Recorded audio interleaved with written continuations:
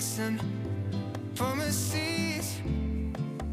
I've got more than my share.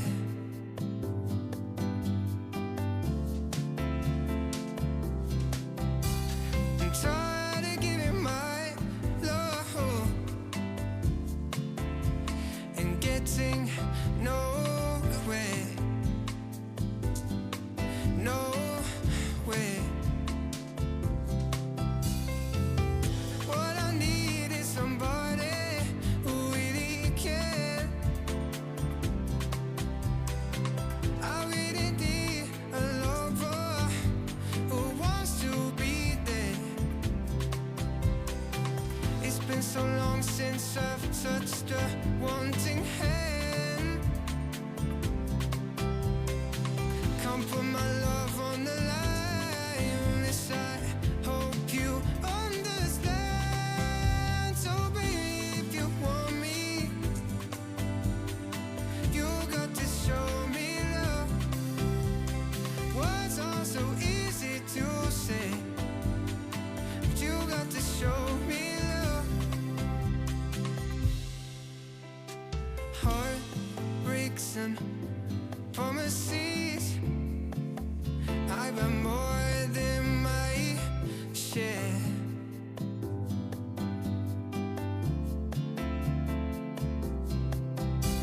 I'm tired of giving my love and getting nowhere. Nowhere. What I need is somebody who really cares. I really need a lover who wants to be there. It's been so long since I've touched a wanting hand. Can't put my love on the line. Yes, I hope you understand. So baby, if you want me, you got to show me love. Words are so easy to say, but you got to show me love. So baby, if you want me, you got to show me love. Words are so easy to say, but you got to show me love.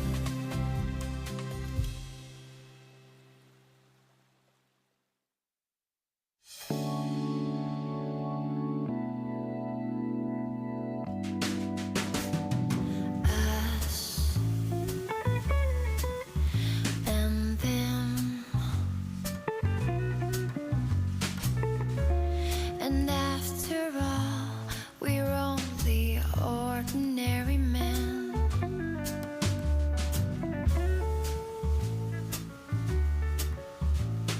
Me and you. God only knows it's not what we would choose to do.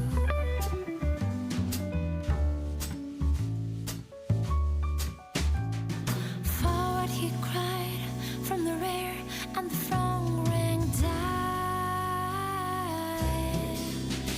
And the general sighed, and the lines on the map moved from side to side.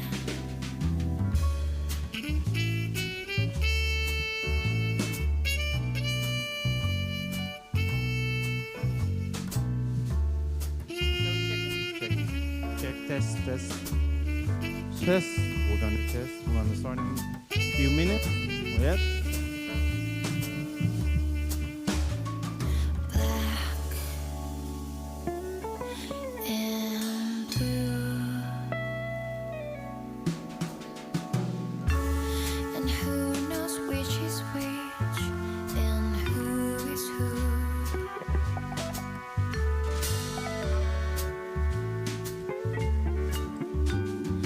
Up and down.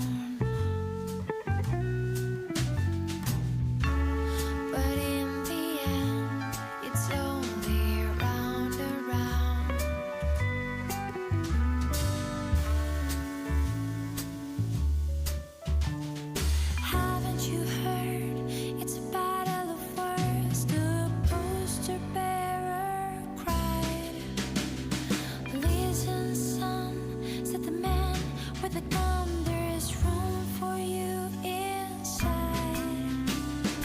Down and out. It can't be helped, but there's a lot of feet about.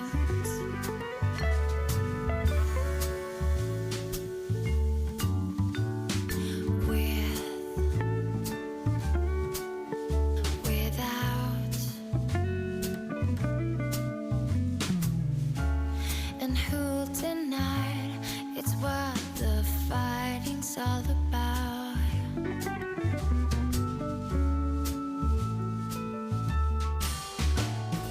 Out of the way, it's a busy day.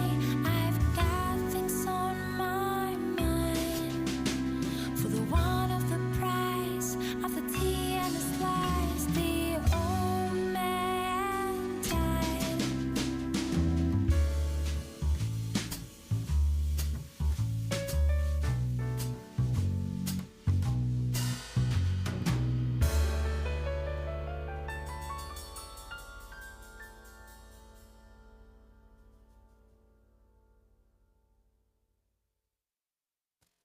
Summer after high school when we first met, we'd make out in your Mustang to Radiohead. And on my 18th birthday we got matching tattoos.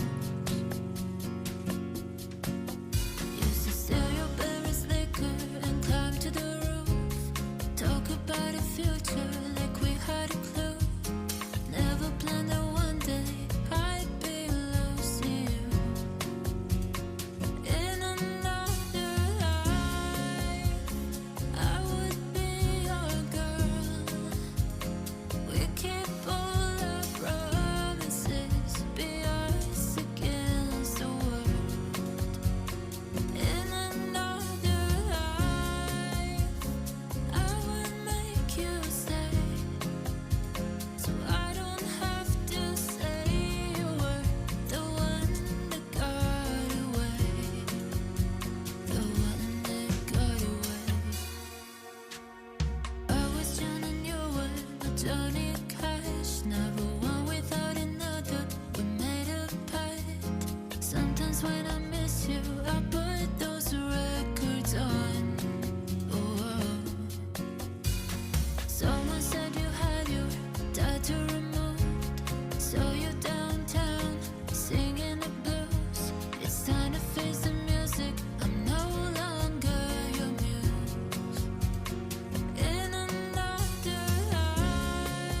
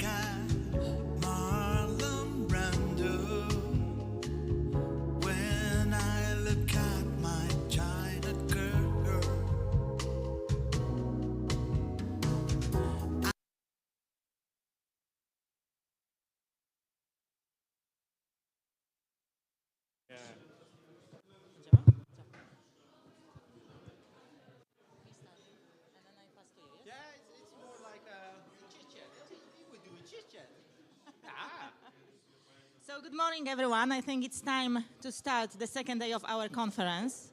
Good morning.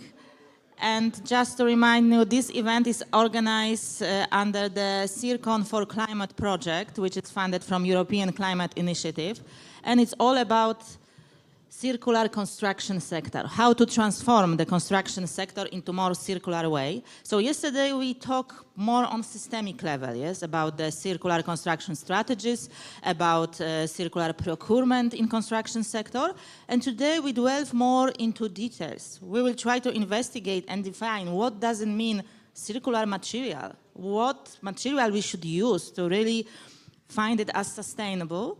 And also we talk about these mysterious cadastres, yes, and how to develop city under sustainable principles. And Ron is with me, our great master of ceremony. Thank you. Well, maybe a quick one, because yesterday we had also a dinner with some speakers, and then I'm always testing the water, like what was the feedback from day one? And I don't know, but they were so enthusiastic, so let's also check it in the room over here. Do we agree that it was a good first day? Yeah. Great. Yeah, therefore I think it was a great Kickstarter, but we have, I think, an excellent day two, with indeed, again a mix of keynotes, inspiration, in-depth panel discussions. I will moderate it today, and like I'm a little bit of a nasty, let's say, moderator over here, I will also be asking difficult questions, but also having interaction with the room. So Hubert is again over here, and Hubert will also join to ask your questions, and also for the people online, because we have quite some people visiting us online. So also, if you have questions, feel free to ask them, and Hubert will pass them to me for the moderation. So I'm really looking forward for day two. And maybe one remark, because it's a program till 3 o'clock. And I think there is a big splash at the end. Like at 2 o'clock, we will have 4 TEDx speeches. So if you think that going home after lunch, that's a bad idea. So please stay until the end, because I think also the smashing elements will be in the end. So, but first, I would like to start with the first thematic introduction. So you can sit, Agnieszka, enjoy. Thank you very much. And I would like to invite on stage Mr. Mateusz Kozicki. And a big applause.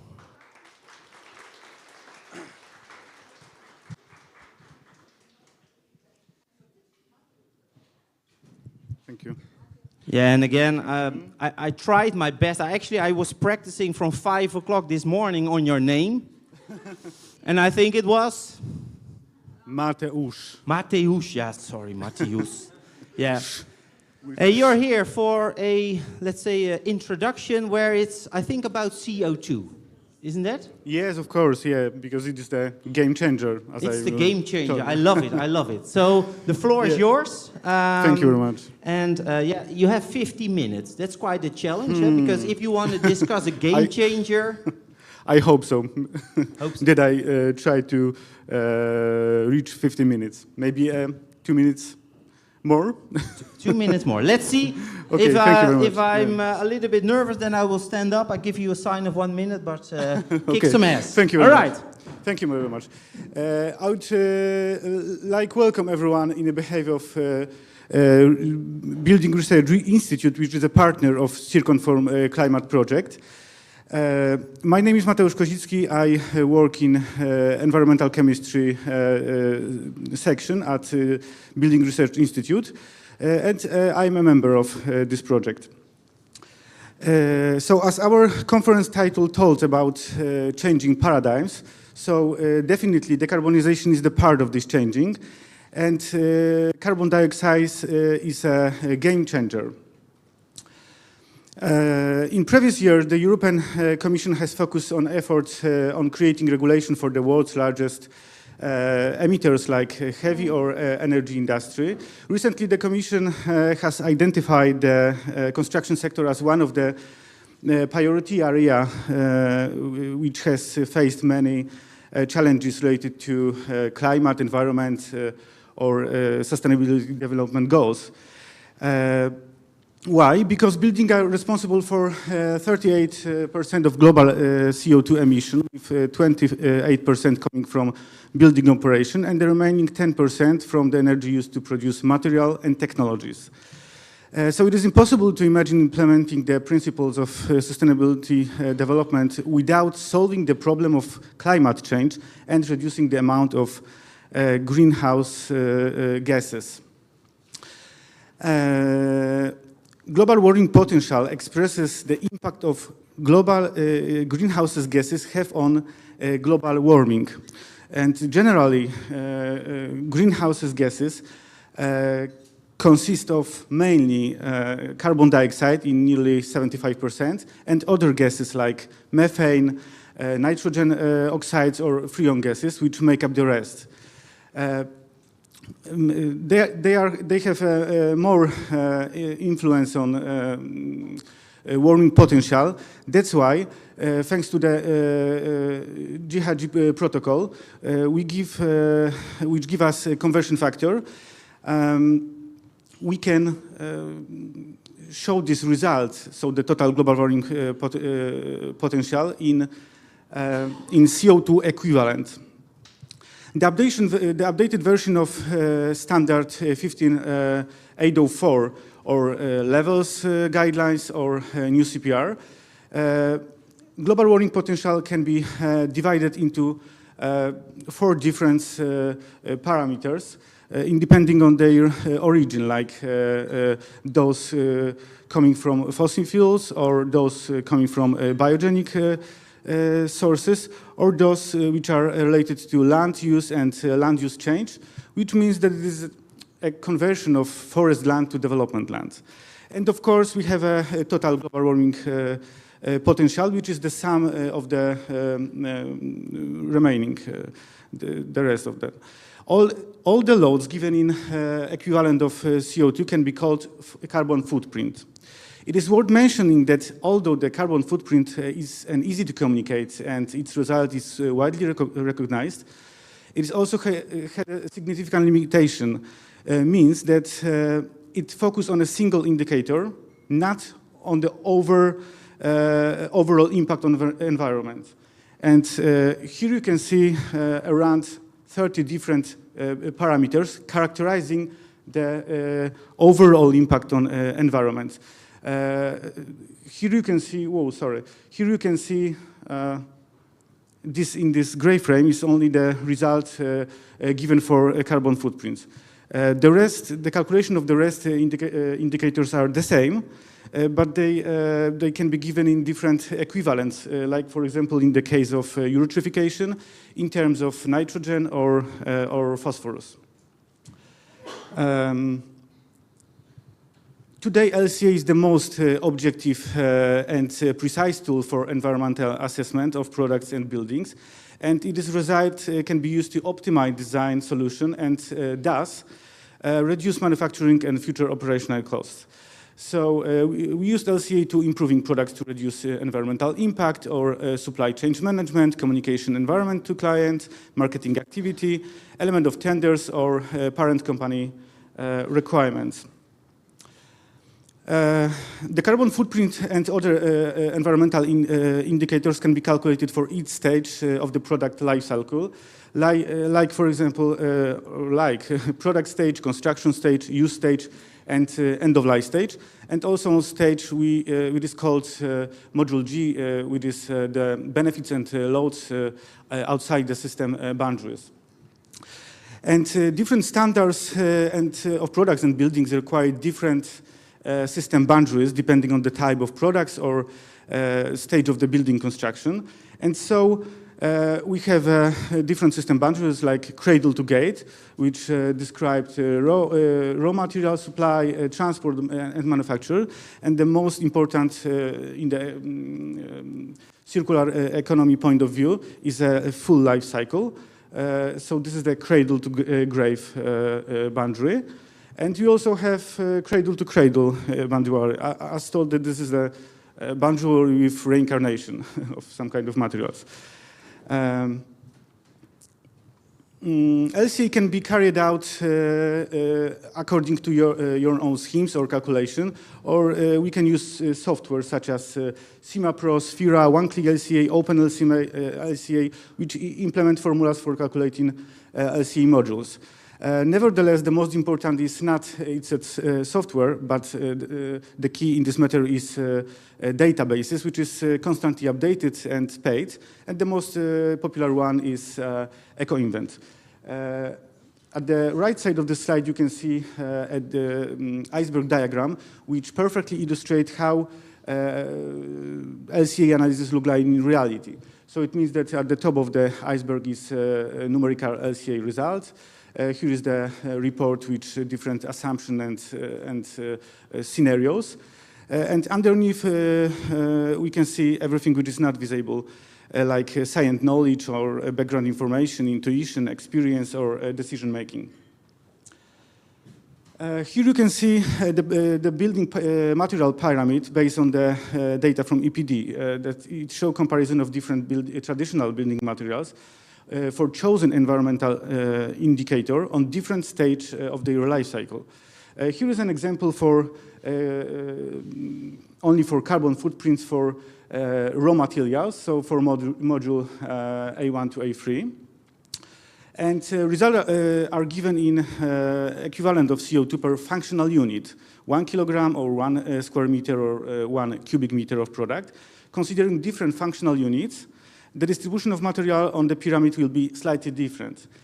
In very broad generalization, we can assume that low carbon emission materials are those which are not exceed the value of 1 kilogram CO2 per kilogram of product.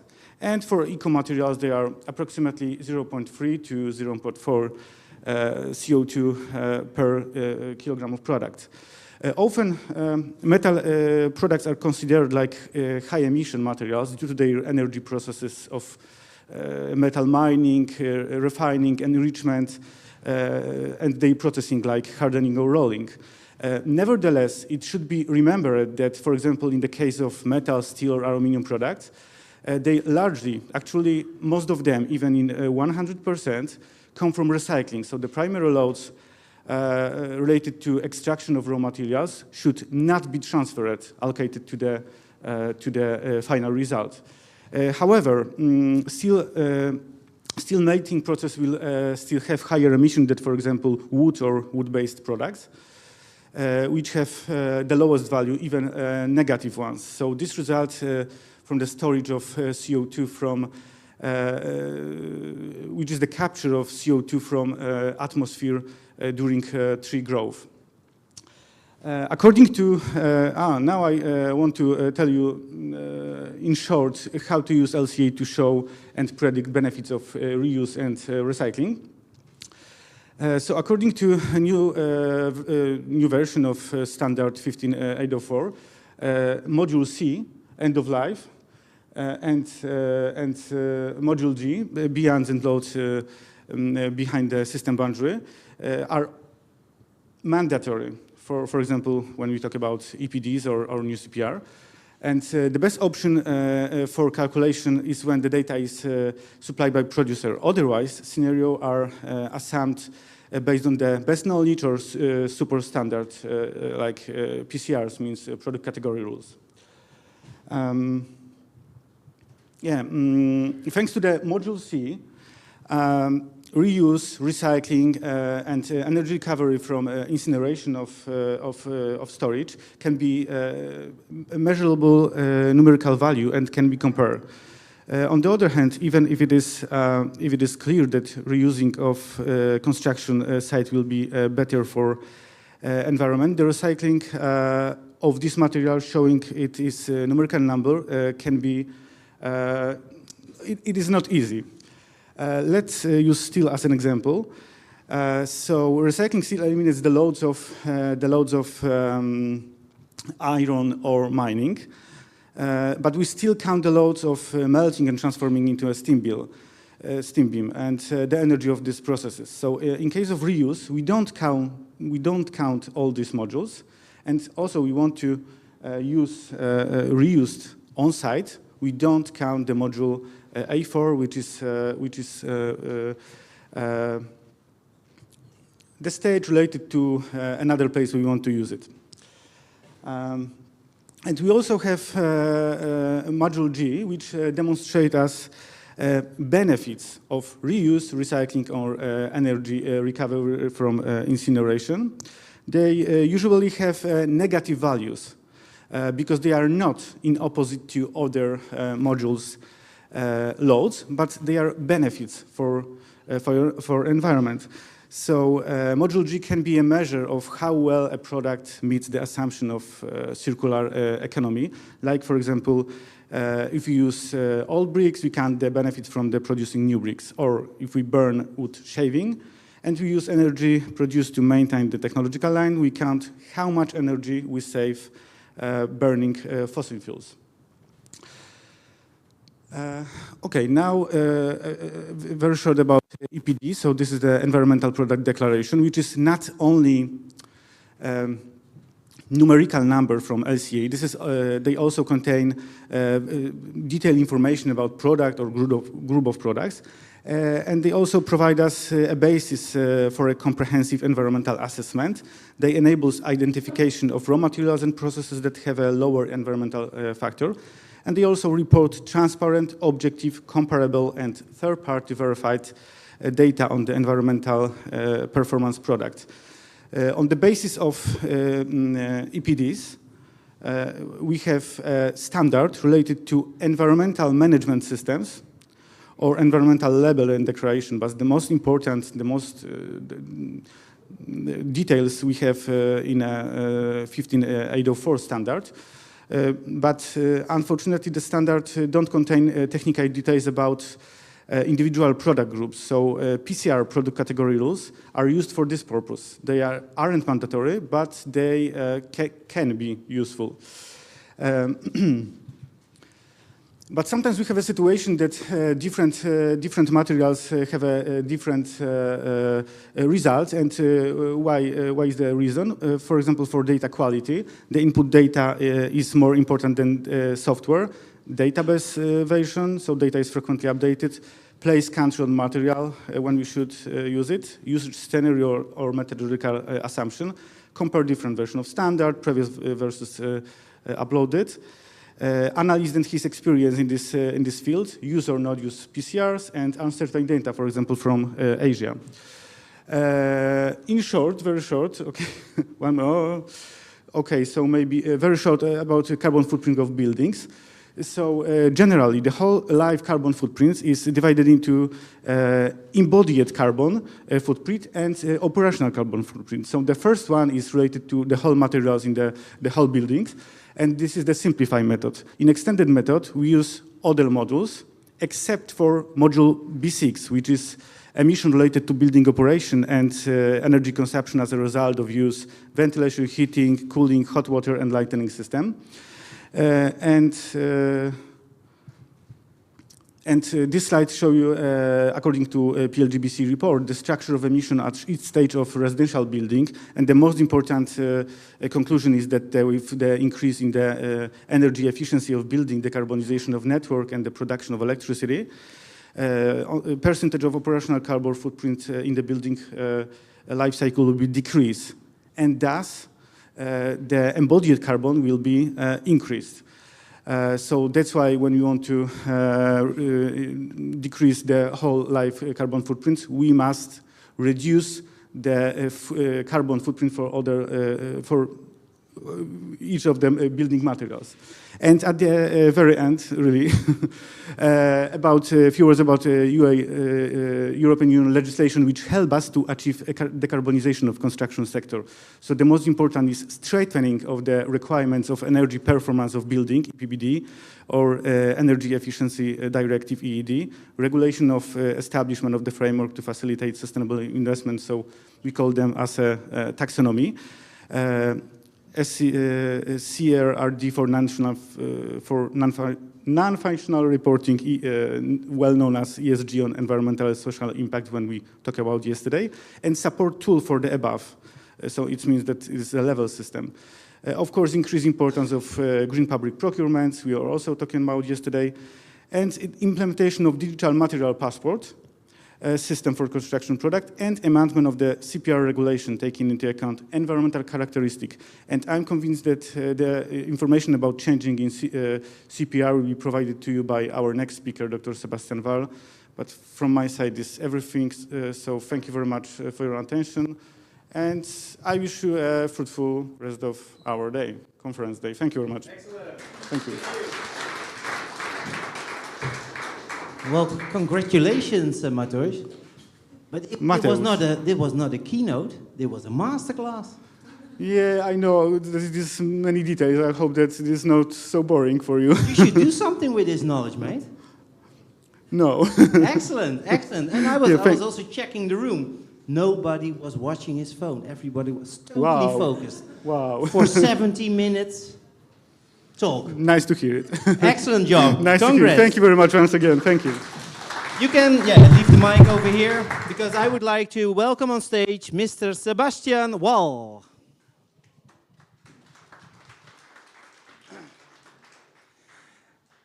Yeah, welcome. Good morning. Good morning, everyone. Thank you for perfect pronunciation of my name. Yes, again, It's easy. It's relatively easy. Yes. And I was impressed actually by your title, like your director, but especially on competitiveness. And Yes. to my opinion, that's an extremely important part of this conversation. I guess so. It is. I won't take any minutes from you. You also have 50 minutes for an excellent keynote presentation, and that's the Kickstarter of the panel discussion, so the floor is yours. Okay, we will negotiate. Ladies and gentlemen, good morning again. First of all, thank you for the invitation. I think it will be very difficult to increase the level of this discussion after a perfect presentation of Mateusz. However, you are expecting to discuss a lot about the construction materials and construction products, circular, sustainable construction products as such. And I think it does not really make any sense to discuss about construction products without discussing the construction products regulation, which is the piece of legislation, the most important piece of legislation in Europe for the time being in this respect. This piece of legislation, luckily for this meeting and for the conversations of today, relates directly to the environmental goals of the European Union, which is fight against climate change, which is circular economy. And it will do this by setting environmental obligations and assessment methods for environmental performance. What is something new in the EU scheme for internal market is that it will cover not only new manufactured products, but used products in certain very specific cases. But if we are talking about the construction products regulation, we are talking mainly about supporting the internal market of the European Union. So it's rather more general. It's in order to establish harmonized rules for marketing of construction products to support that one product from the single member state can be sold in the other one. Not exactly used, but sold. But what is interesting, it includes some important elements. The first and critical one is to establish harmonized rules for expression of performance. And this performance is related not only to the safety of construction material, but to environmental issues. This is very important. Also, and this is a novelty, this new regulation will set new product inherent requirements, which means that there will be some direct requirements on environmental, this is important for today, functional and safety characteristics of construction products. So even if this is a tool that supports internal market, it's strictly in line with the environmental targets of the European Union. And saying that, I need to underline that even if we have 8 basic work requirements are requirements in general for construction works that are then translated into characteristic of construction products. So 25 of those requirements are related to the environmental sustainability as such, because we have 7 and 8 about the emissions and sustainable use of natural resources, so it's strictly related to the environment. To underline that environmental sustainability is a very special animal in this situation, we have to say that for environmental sustainability, the European Commission or the authors of the regulation, because the Commission will say this is not from the European Commission, this is from the Member States, and the Member States will say something completely opposite. Nevertheless, only for environmental sustainability, there are strictly defined environmental characteristics that will need to be defined by the manufacturer of construction product. So for the users and for manufacturers, this is important information. About the product environmental requirements inherent for construction product, we know not a lot for the time being. We know that there will be some requirements on the design, production or packaging of the construction material or construction product in order to improve environmental performance. But for the time being, this is, as I said in the beginning, this is a novelty, so we will see how it goes.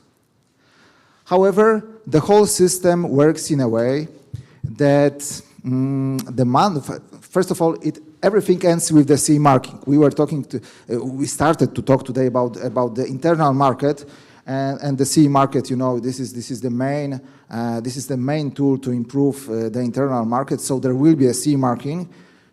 It's a continuity, and the declaration of performance and conformity. It's a new document. Then the manufacturer, on the basis of harmonized standard or implementing act in some very, very specific cases, will declare performance, including environmental one. For innovation, so something that is not standardized, there will still be IOTA route, so the manufacturer will assess performance on the basis of the European Technical Assessment, so-called ETA, and on the basis of the European Assessment document. This route will be voluntary. And the third part of the slide is related to the product requirements. We know that the product requirements will be specified in the delegated act, and the manufacturer will declare conformity on its basis, but this is something completely new, so we don't know how it will work on the market. Anyway, the game changer, the real game changer, is the obligation to declare. It means include in the declaration and in the CE marking the environmental indicators, predetermined environmental indicators. So, in the beginning of next year, carbon footprint for every construction products covered by this regulation, I will clarify it a little bit more later, will need to be declared. 4 years later, so-called Mateusz core indicators, I think it's a proper name, and then 2032, all the environmental predetermined characteristics will need to be declared. So it means that the whole LCA information will be included together with the CE marking. Bad or not, fast or slow. Practically we don't know, because even if this obligation starts in the beginning of next year, you need to be aware that this concerns only the products for which there will be a new harmonized standard. There is no something like this for the time being, or the new European assessment documents. So we can expect that maybe for some products such specifications will be available in the beginning of next year, but we don't know. And the situation that the system is not in a full speed from the beginning, it's good, because we are still missing very important tools and factors like the EC calculation software. Mateusz was mentioning in his presentation some commercial software that is widely used for the environmental product declaration, but for this, the Commission software has to be used. The official free commercial software. There is nothing, there is no commission software for the time being. We will see if it will be available in the beginning of next year. And of course, something what is very interesting for us as ITB is the validation bodies issue. Because every calculation from manufacturer that will be declared, it will be validated by the third party, notified body like ITB, according to the system. So we know the obligations, we know that not all the tools are available, so we will see. Something completely new, you know, of course, this kind of label from your fridge, washing machine, and so on. The Commission has the right, in certain cases, to implement the system of environmental labeling for construction materials. It will not be applicable for every product, just for products for which are frequently chosen by the consumers, not by the professionals, and for which the installation does not really affect the overall performance of environmental performance of the product. So there is such a possibility.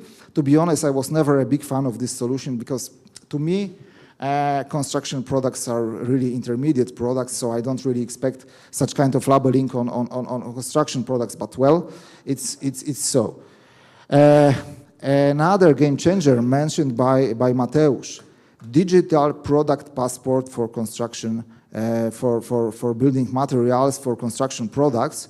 Digitalization, of course, this is the way how we communicate in 21st century. So this will be something like digital product passport for construction products. It should be similar to the digital product passports in the ESPR regulation. However, all the declarations, all the technical documentation, labels will be available via electronic or digital information carrier. So this is something that for sure will change the way we communicate in our industry. However, if you ask me how it will look in detail, my answer is, unfortunately, I still don't know, because in 1 year, at the end of 2026, we are expecting Commission delegated act that will specify the way how the system is managed. And then in 1.5 years, it will be obligatory. So we cannot really say, apart from the information I presented you in the previous slide, how it will look like.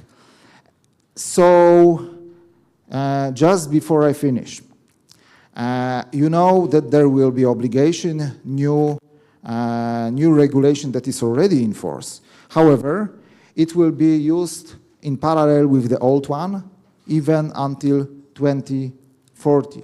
So it will be done step by step in different stages, but you as manufacturers or you as the users of construction products, you will be confronted with the different kinds of materials and different kinds of labels, different kinds of legislation and declaration, which I think will be a little bit of mess. So, okay, this I can omit.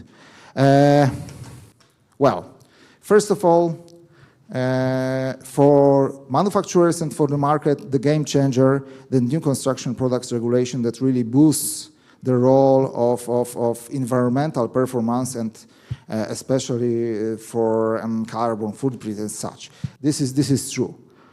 Product inherent characteristics or requirement, we will see, but they will play their role in the sector as well. Digital product passport, for sure. We are using our smartphones, so you will go and check in the shop what is the technical documentation and what is the declaration. But the final message is that transition will be long. It will take even 15 years, which is much longer than 15 minutes that was for me. Thank you. Excellent. A very insightful keynote. Thanks very much. Indeed, 50 minutes. Well done. I think it's a perfect intro for the panel discussion. So thanks again. I would like to welcome on stage my 3 panelists, and I will do again my best on names. So first is Ben Hague, and big applause for Dominik Campanella and Alenka Mauko Pranjić.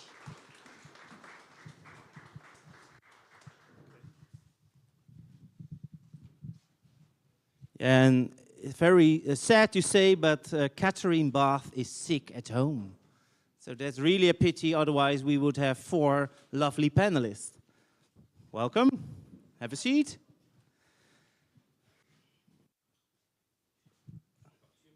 Two mics, yeah, Ben, we expect a lot of insights from you, so feel free.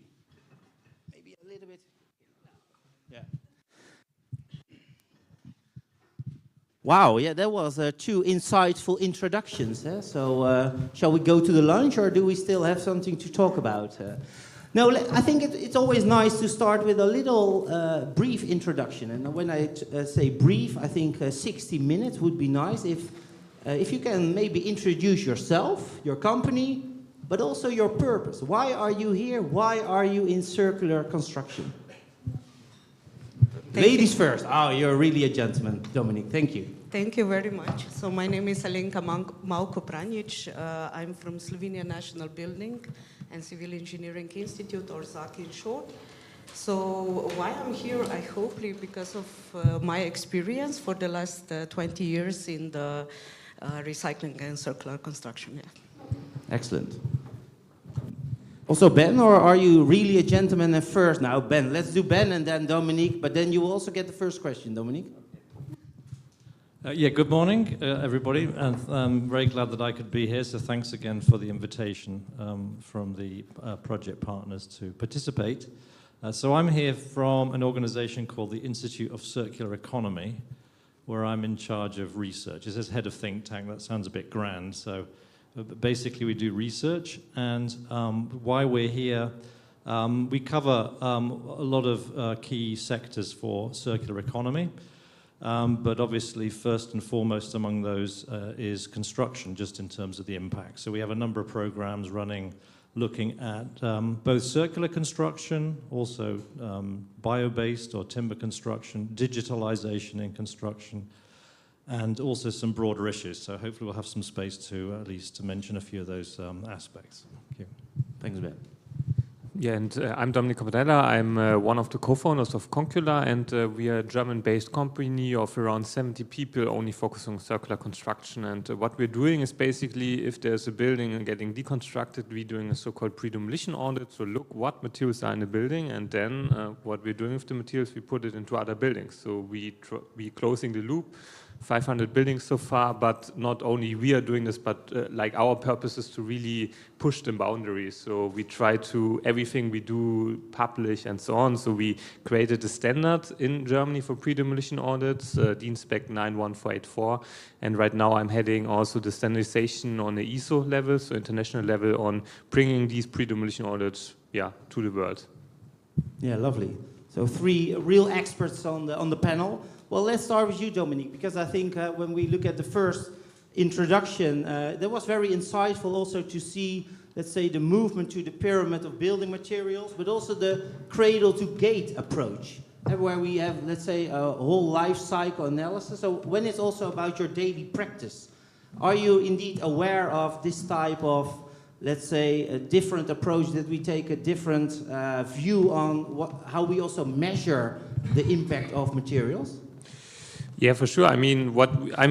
First of all, you have like a circular economy hierarchy, right? And the best is to just don't demolish buildings and just to keep it. But sometimes, of course, this is not happening. And then reusing the material we see. So we measure the impact of every material we do. So, there were some software providers. We also have our own software. So we can calculate the LCA of every material which we put into a building again. And what we see is that if you reuse a material, you save on average 95% of the CO2. So that's compared to a new material, it's almost impossible that a new material has this saving or this low CO2. And I think this is very important. And this is also linked to another regulation coming from the European Union, the EPPD, so the Energy Performance for Buildings Directive, which is saying that for every building we have to have a mandatory LCA, I think in 27,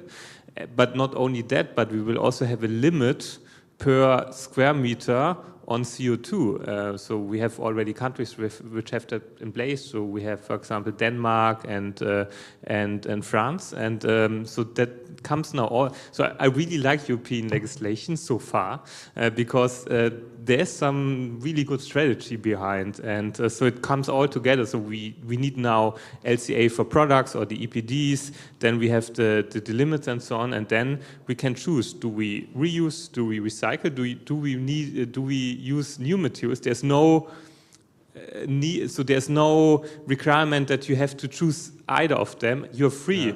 But you have now the tools and the data to decide what you want to do, and I think that's but quite also maybe good. the level playing field item. I think that's an interesting one. Maybe also for you, Ben, because we had a chat last evening when we were walking from the dinner back to the hotel.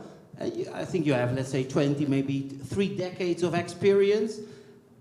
Yeah, that's sure. a little bit of confronting, but yeah. Is it indeed interesting to see, let's say, the transition that we're moving also to this more systems boundaries approach, where we're not solely looking at a material in itself, but also the impact in the value chain, partners approach in terms of how we do the construction. Is that the right direction to your opinion? Definitely, yeah. Let me just qualify the 30 years of experience. I mean, I'm 30 years in the workforce, but let's not go into that, yeah. So we look at these issues, and definitely, I guess our contribution to the discussion, or what we hope to enable, is a comprehensive look at the topic. So we sort of talked about these things yesterday, so I won't repeat the kind of overall priority order. Is that we're also looking at circular economy is also leaving things alone. I think we've mentioned that yesterday. So we have the existing building stock. In Czech Republic, for example, there are hundreds of thousands of under-occupied or unoccupied units. So, and they're not being used because maybe they're in the wrong place and so forth. So that's something to look at first, or at least, it's not being looked at now. Then we have the design for circularity that we discussed yesterday at various levels. The trouble there is simply that the benefits will only kick in, hopefully, if we start doing it now, in the next building cycle. So 50 plus years from now. But that's why it's important to start now, because we're facing a number of risks of shortage of basic building materials very soon, like within the next 10 years. Can you give one example where you think, like, that in terms of the scarcity that will be really pressing?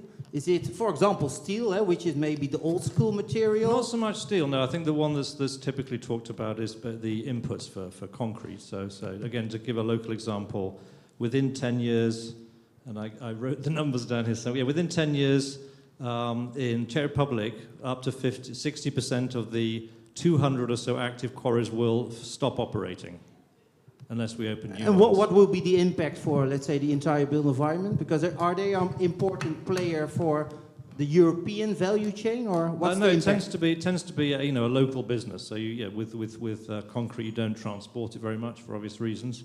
Maybe just to finish that point, sand, it's the same kind of thing. 70% of the 150 active bits will also finish within about 10 years. So this is something which is often mentioned, but is surprisingly missing from the sort of sense of urgency that we need to. The circular design will be a huge contributor in the next building cycle if we start now. And obviously recycling is important, but it gets, to my mind, it gets the attention it deserves, but we also need to talk about the other things as much. Because even if we were to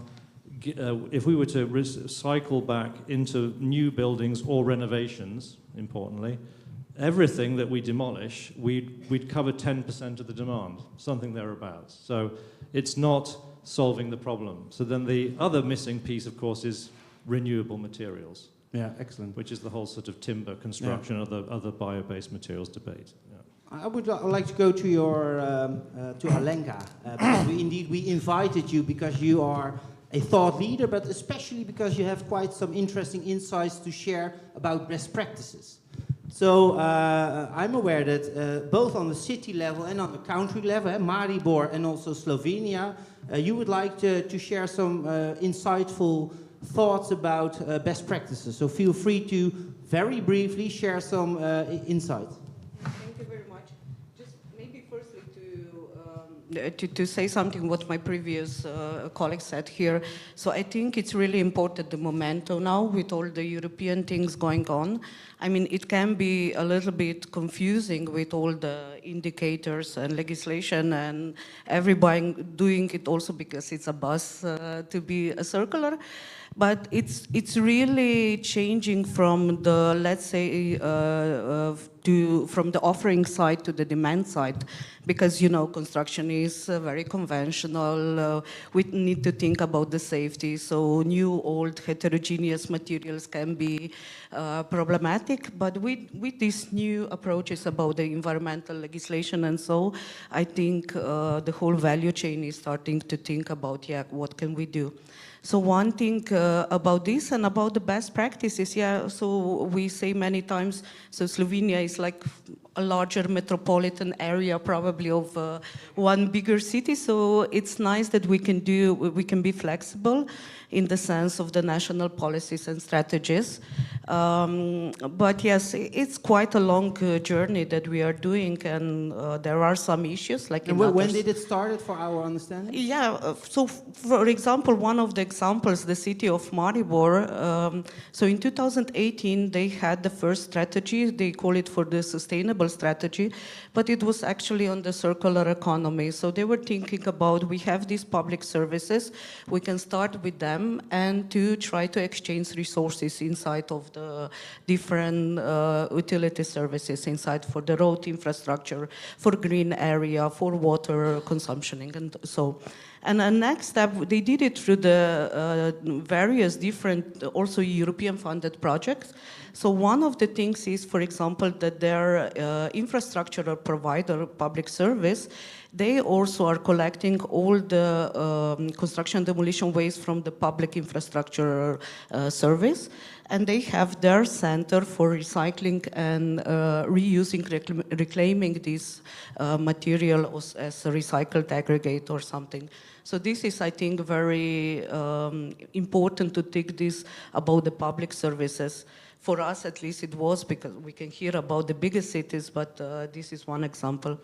The second example, also from the infrastructure, when we have these large quantities of materials, it can be also, of course, for the buildings, is with the construction of second railway for the past, which is a really big infrastructural projects. A lot of the materials is needed, and what they planned very good is that some of the waste materials is recategorized as a byproduct, because they excavated tunnels, they have a high quality material, and they reuse it for the concrete in the situ. But there also need to be a new service, because you need to have an expert who comes and say, like with the pre-demolition review of the building, so this is a high quality material, this truck you take there, and this truck you take there, and you need some transparency and traceability of the materials flow, which is very important. Yeah, it was also interesting to see in the second talk from Sebastian that even the European Commission is now also taking the lead of creating this passport. Because I think, and that will be also, of course, one of the topics related to the cadastre way of working, but I think that's an interesting development. I also would like, Hubert, maybe you can take the mic, because I'm also curious whether people in the room have some questions and also online. So if you can take this mic, then that will be very helpful.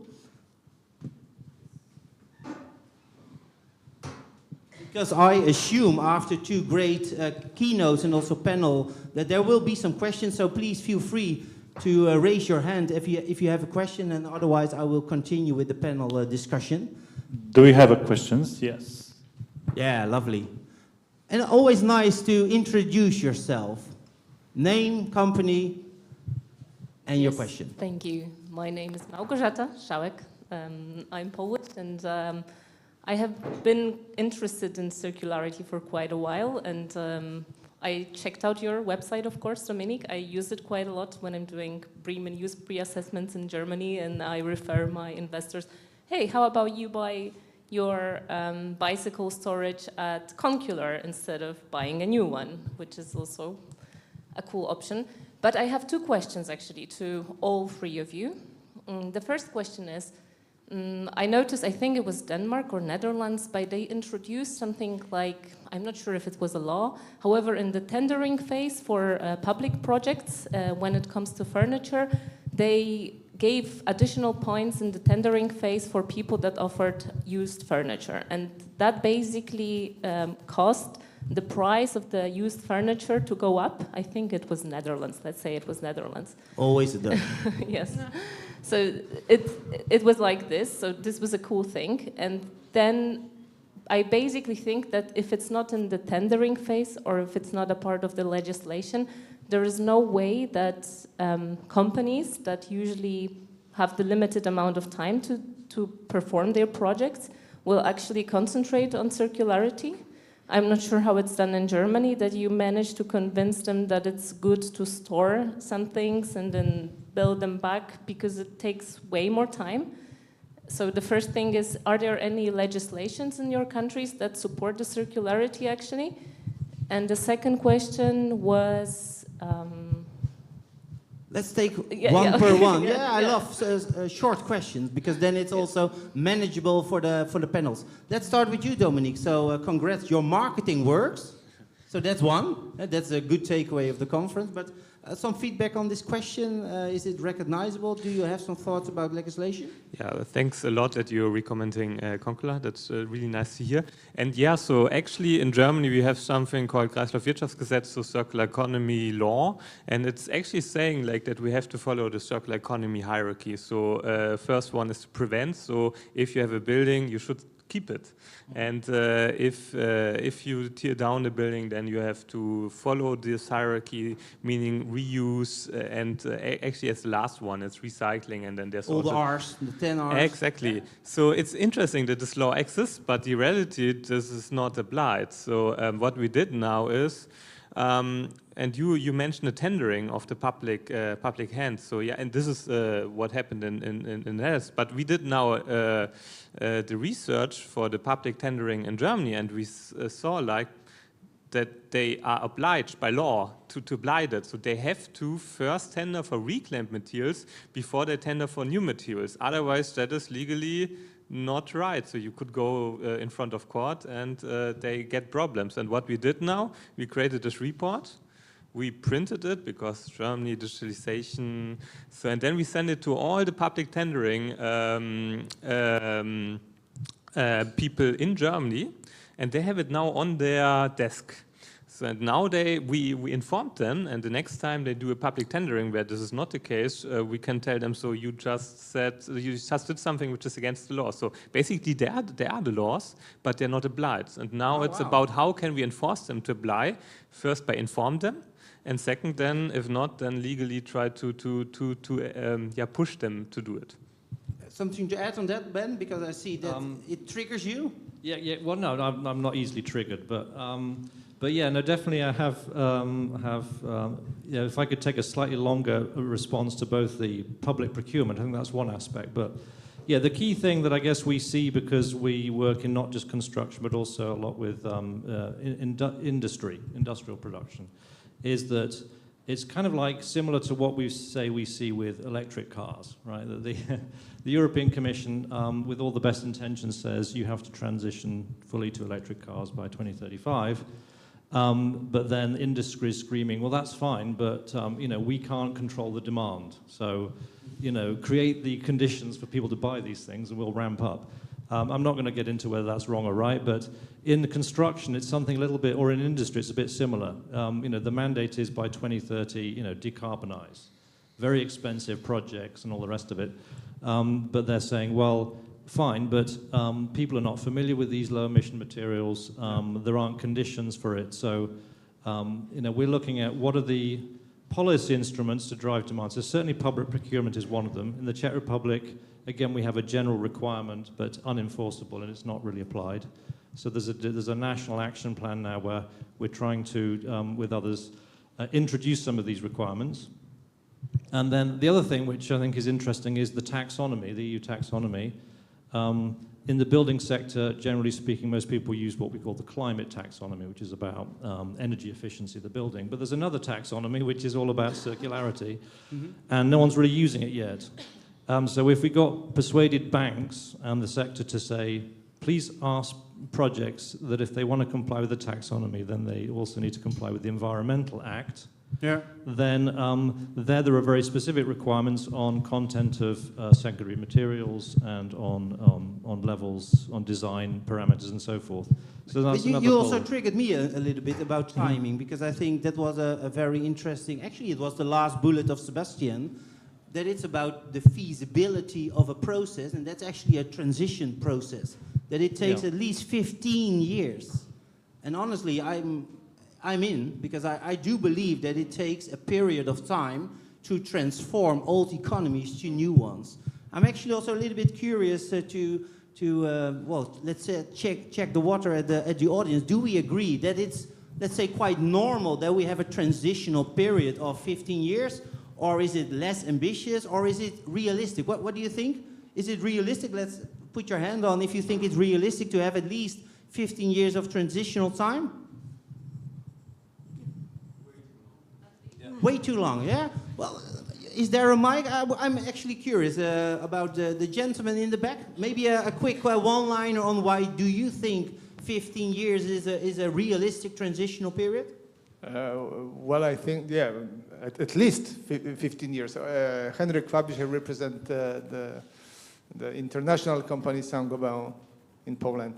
This is what Mr. Val said, that CPR transition is a very complicated topic.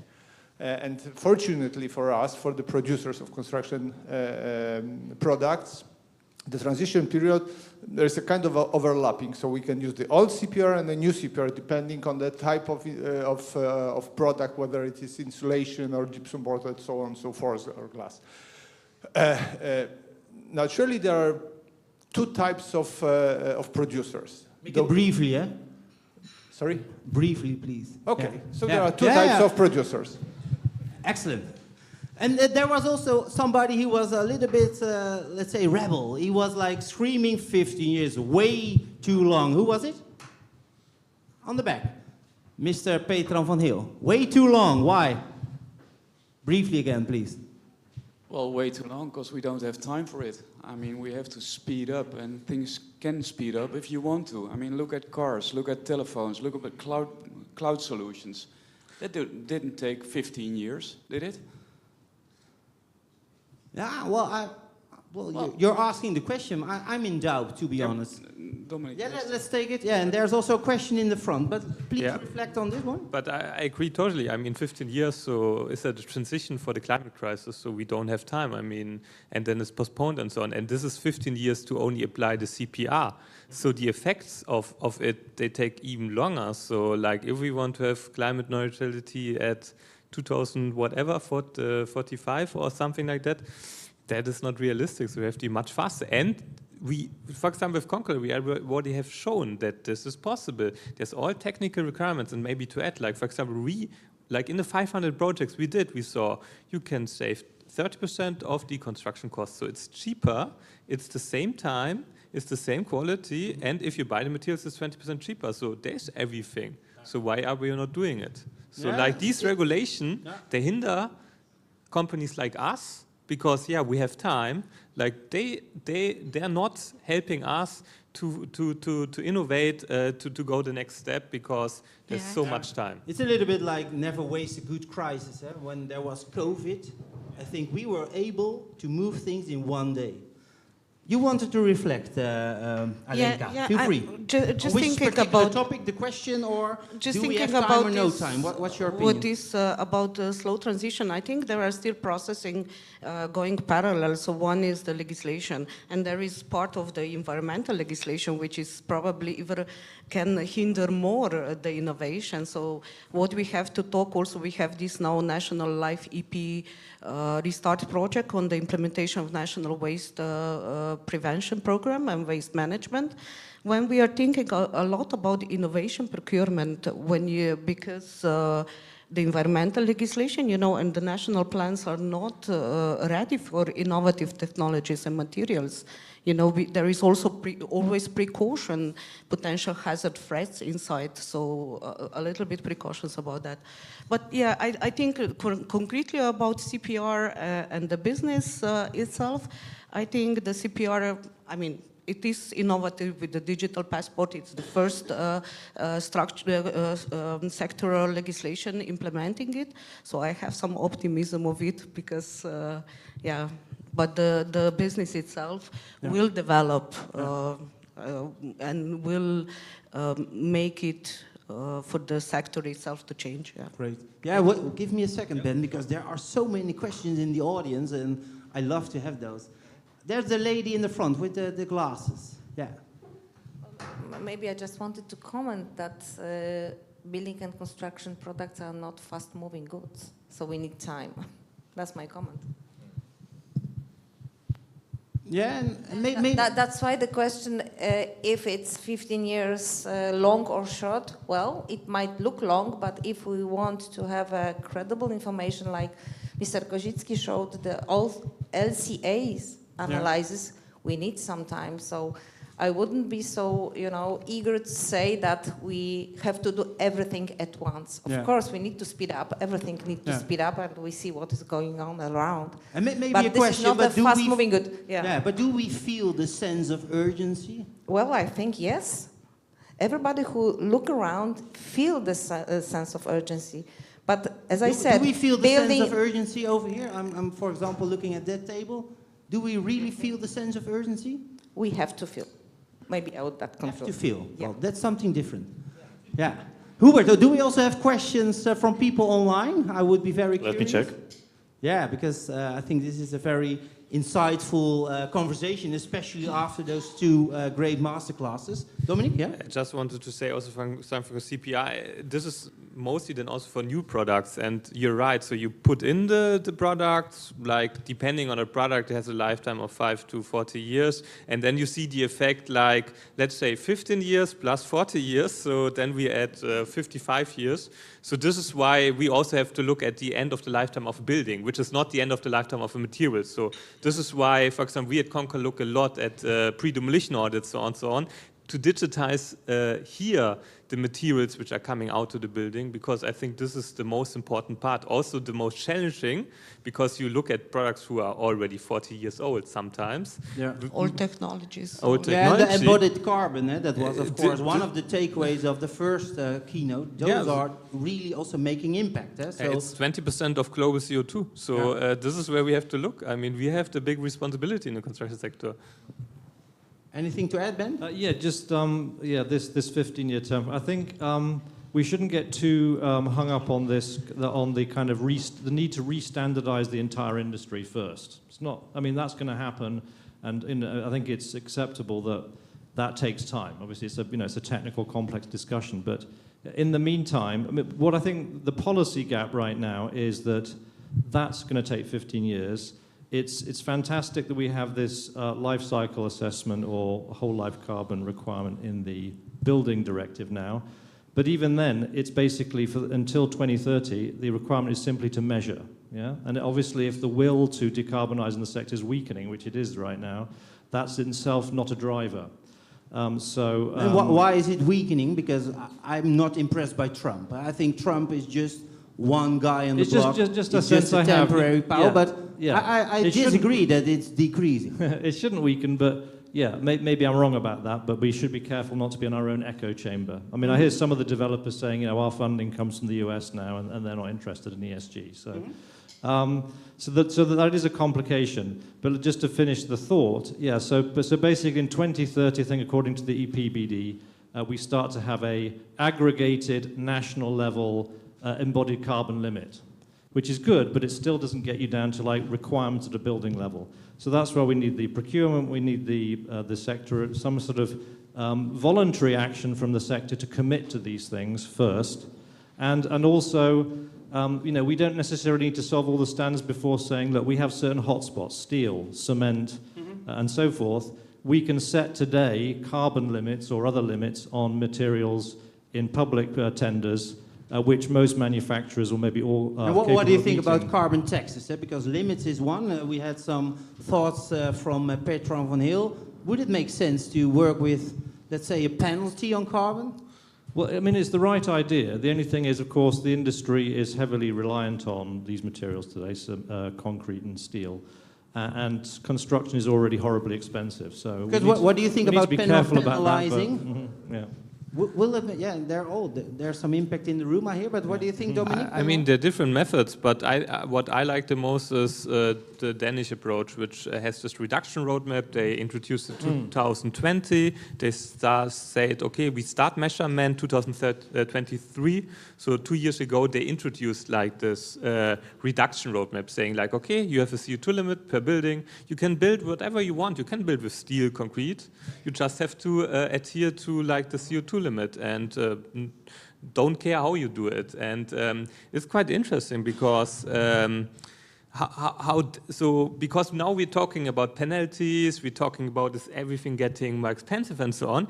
And I like how the Danish people are looking at it, because they said like we had the same discussion 30 years ago at the energy efficiency part. So there we also started with thresholds. And Denmark also started there to create this legislation much earlier than other countries. And back then, two companies emerged, which is Rockwool and Velux. They're like Danish companies. They have a huge impact on the whole GDP of Denmark. And they said, like, we're doing the same now. We are putting the legislation earlier now. The companies who can, or the manufacturers who can create these materials, they will be in Denmark and they will export all the stuff to the European countries. So it's a competitive advantage to do legislation and CO2 limits earlier than just waiting for it. Yeah. It's always an interesting conversation, where it's about the carrot, the stick, or the mirror. What do we need to have sustainable change, and also what kind of leadership does it take? We have some questions from the audience. Yes, we have questions from the audience online. Give me one. What's the most impressing question online? Well, there is one question. There is a hot discussion on simplification and possible deregulation in order to improve competitiveness. What will you recommend to do? What is your view? I mean, in terms of construction sector, I think.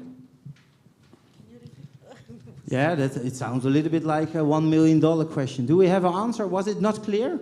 No. Okay. Do it again, Hubert, sorry. Okay.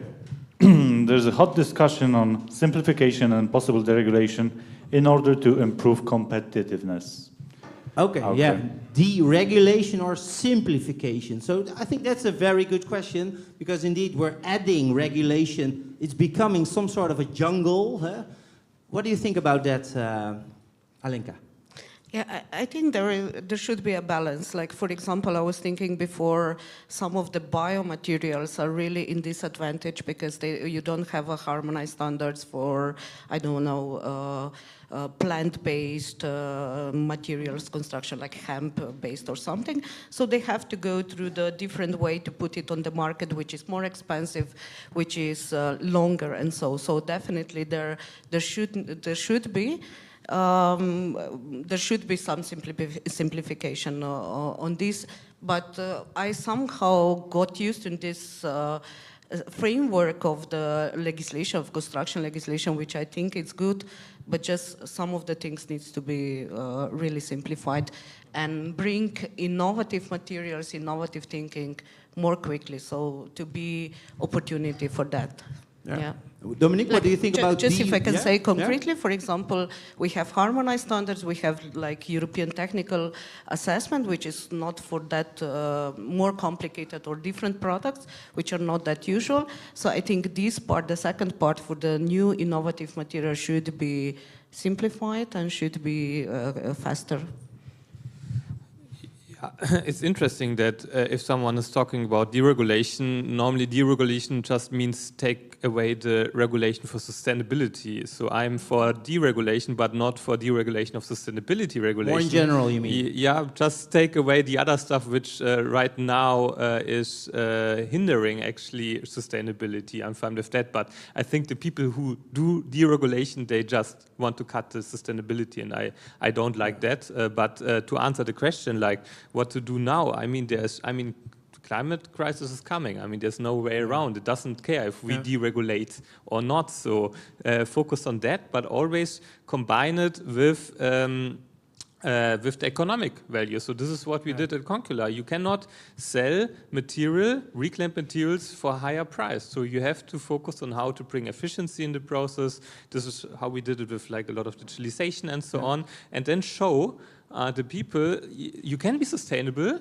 So it's ecological, reasonable, feasible, but it's also economically feasible. And combining that, and then it's fine. And then you can also say like, okay, you can add sustainability regulation, and it will not increase costs, but it will be off for your benefit. And yeah, I think it would be wrong now to deprioritize sustainability. Because if you would be in Brussels, and if you could remove one important regulation where you think, well, that's really a hurdle, it doesn't make sense, it don't hit the target, it will miss the point, what would you remove? Give me one. Yeah, good question. I mean, I'm involved in a lot of standardization work, and I think what is the big problem is right now that you have to apply the same standards for reclaimed materials for reclaimed materials which are for new materials, and so trying to simplify standardization for building materials, that is a big efficiency boost. What would you do, Ben?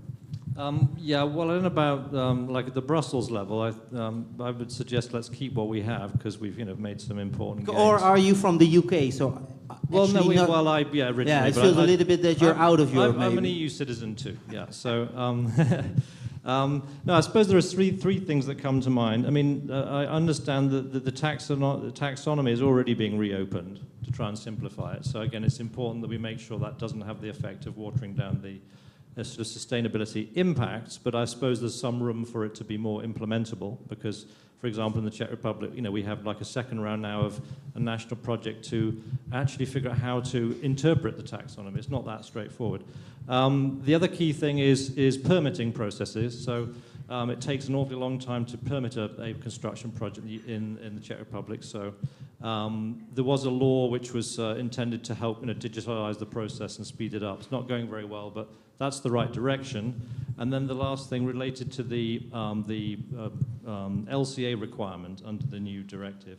I think there's some discussion, let's set it at different levels. So if it's like for a small building or a family house or something, we can have a simplified framework, which is everybody can kind of easily understand. And obviously the larger the project, the more complex it can and needs to be, probably. Interesting. Yeah, I need to share one challenge on my side. We're out of time. So I would like to have a big applause for those three experts. And also thanks very much for the great questions from the audience and also the people online. Because I think, there's Hubert again. This is a great, well, I don't want to call it an intro because that would be too less, but we will have a group discussion right now. So maybe, Hubert, can you take it over and hopefully the techniques are working better than yesterday? I hope so. Yeah. So you have prepared something, and I think it would be good. Have. Because this is actually the final part before the lunch break.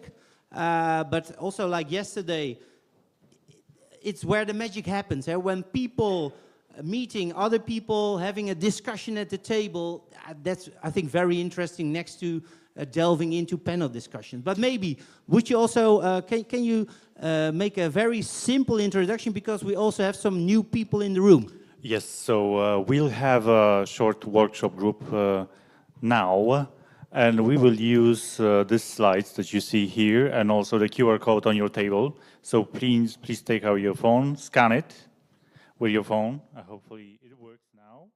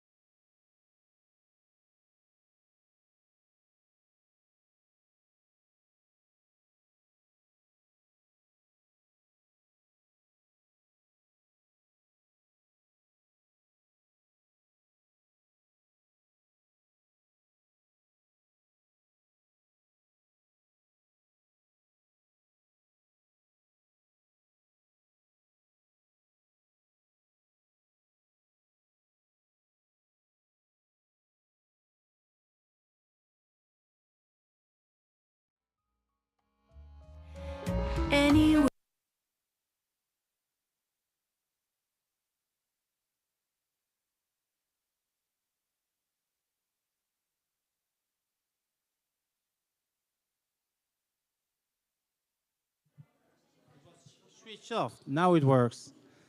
Yes, we're in 2 minutes. We're gonna restart again. So please finish your lunch, maybe a final coffee, and please come over back to the conference room.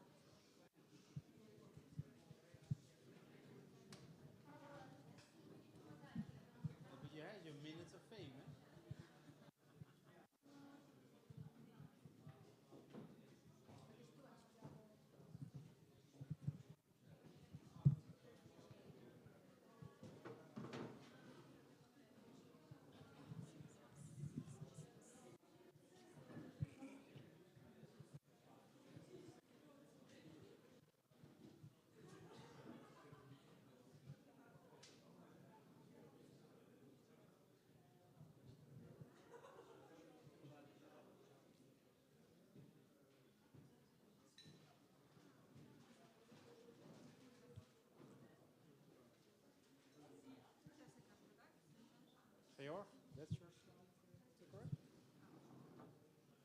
Is that correct? Is this the session?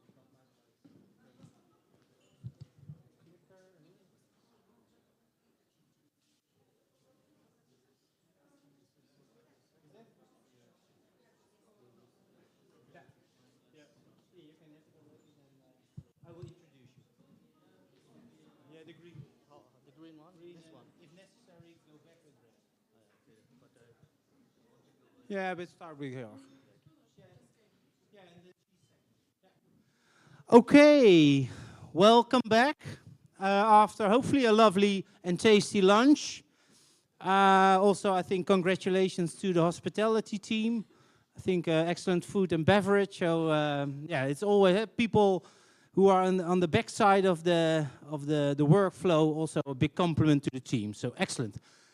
Okay, the final, actually a little bit the final part of the day. I'm a little bit sad because we only have 2 blocks left.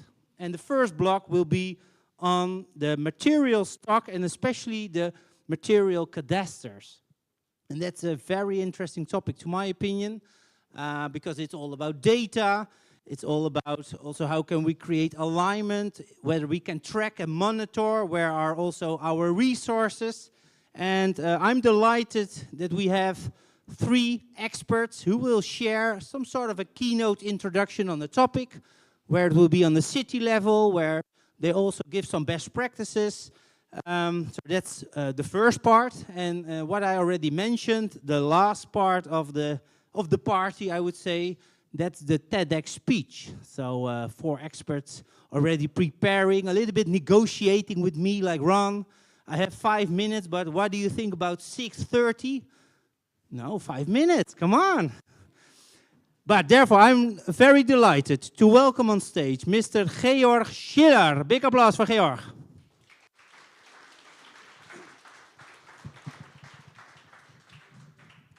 Here's your microphone. You're already having the clicker. It works, yeah.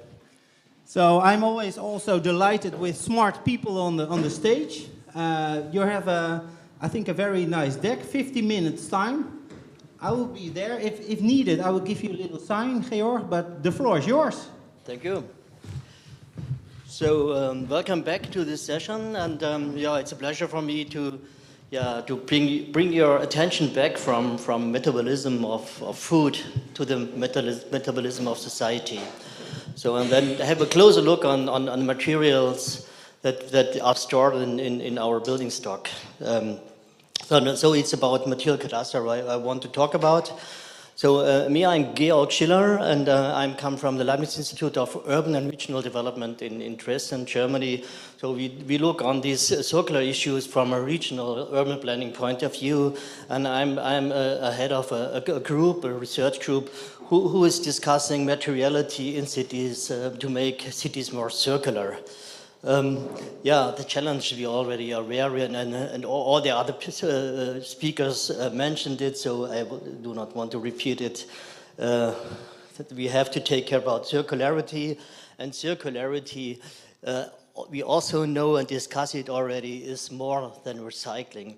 It's recycling, it's closing loops, it's slowing down loops, using building elements, buildings longer. And it's about narrowing down the flows by using other materials, more efficient materials, new materials, and also by refuse strategies, by not consuming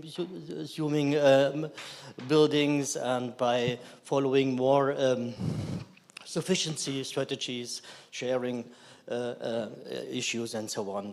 So a lot of things we have to develop, and as a starting point, as you know, when we deal with natural resources, we first start to explore which natural resources we have.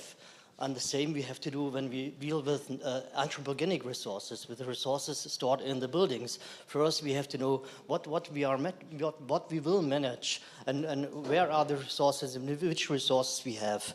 And this is what material cadastres are made for. And so I talk about material cadastres as a basic information to facilitate circularity in cities. Thank you.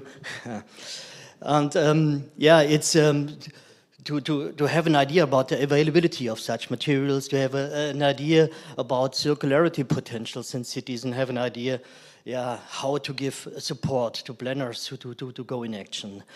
So first I want to introduce the basic principle of a material cadastre idea. So this is a simple bottom-up calculation. You need to have to understand the quantity of constructions, how many buildings you have, also how many roadworks you have, and you to have an idea about the material content in each of these buildings, and then you can easily calculate the material stock, and if you have an idea about the dynamic, the flow.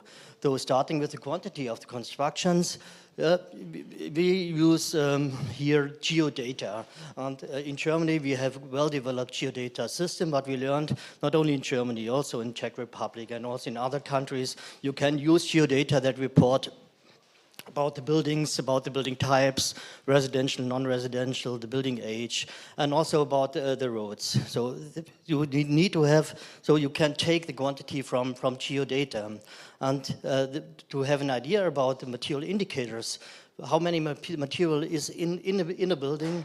We use the way to analyze representative buildings.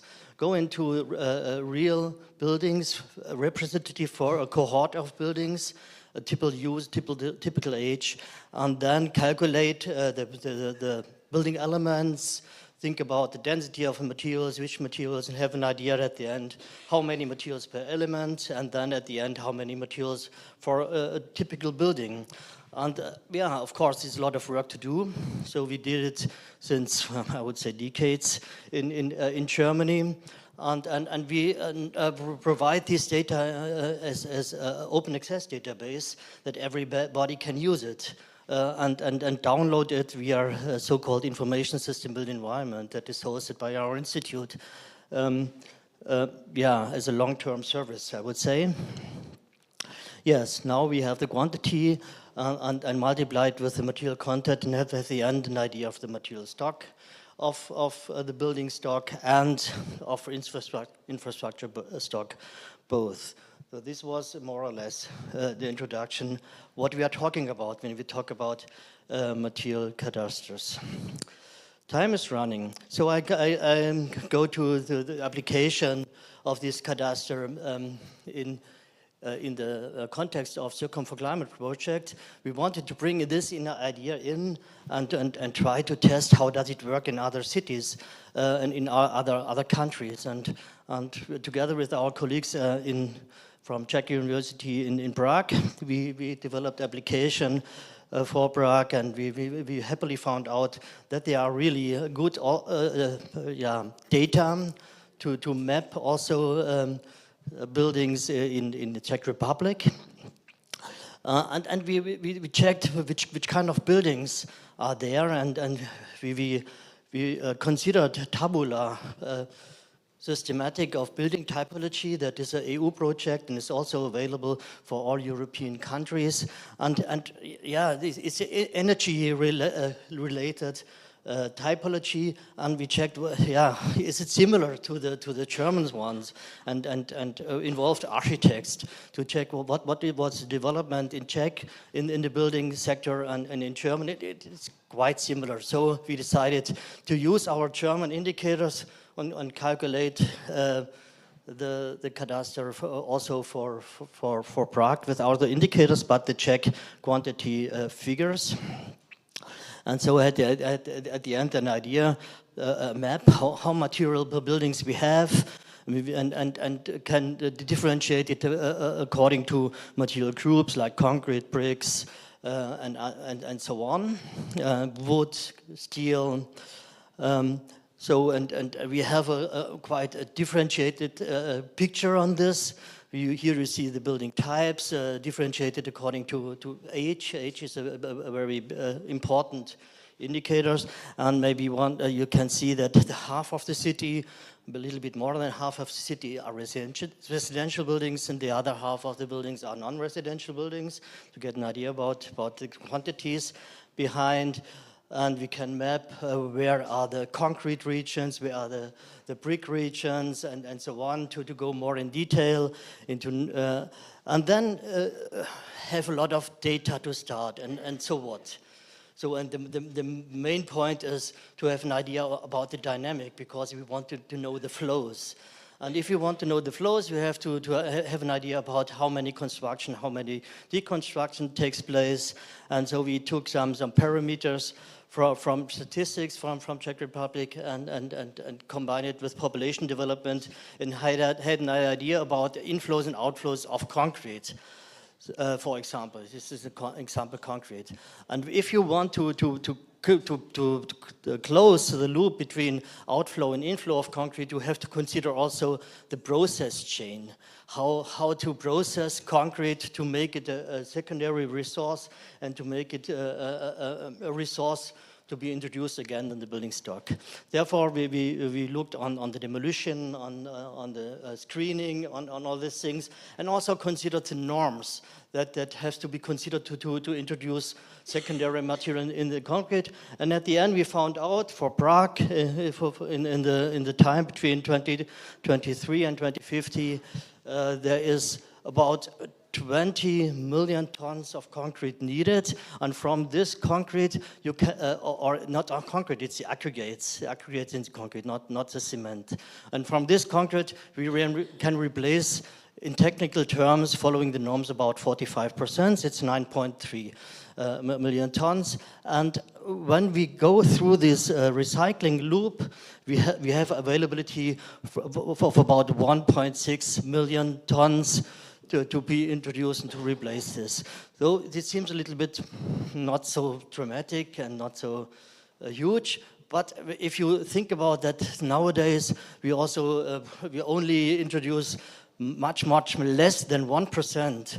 It's more than factor 17 more than you can introduce. But at least you have an idea how much it is. You can do it for every city. And every region. You can look on other materials like thermal insulation materials when you are interested in very specific materials and how to manage it in terms of resource management. And you can also have an idea when taking the same dynamic figures about inflows and outflows and bring it into strategic thinking, how to deal with such materials, how to develop infrastructure to deal with it, and so on. And I think I have 1 minute left, or maybe 2.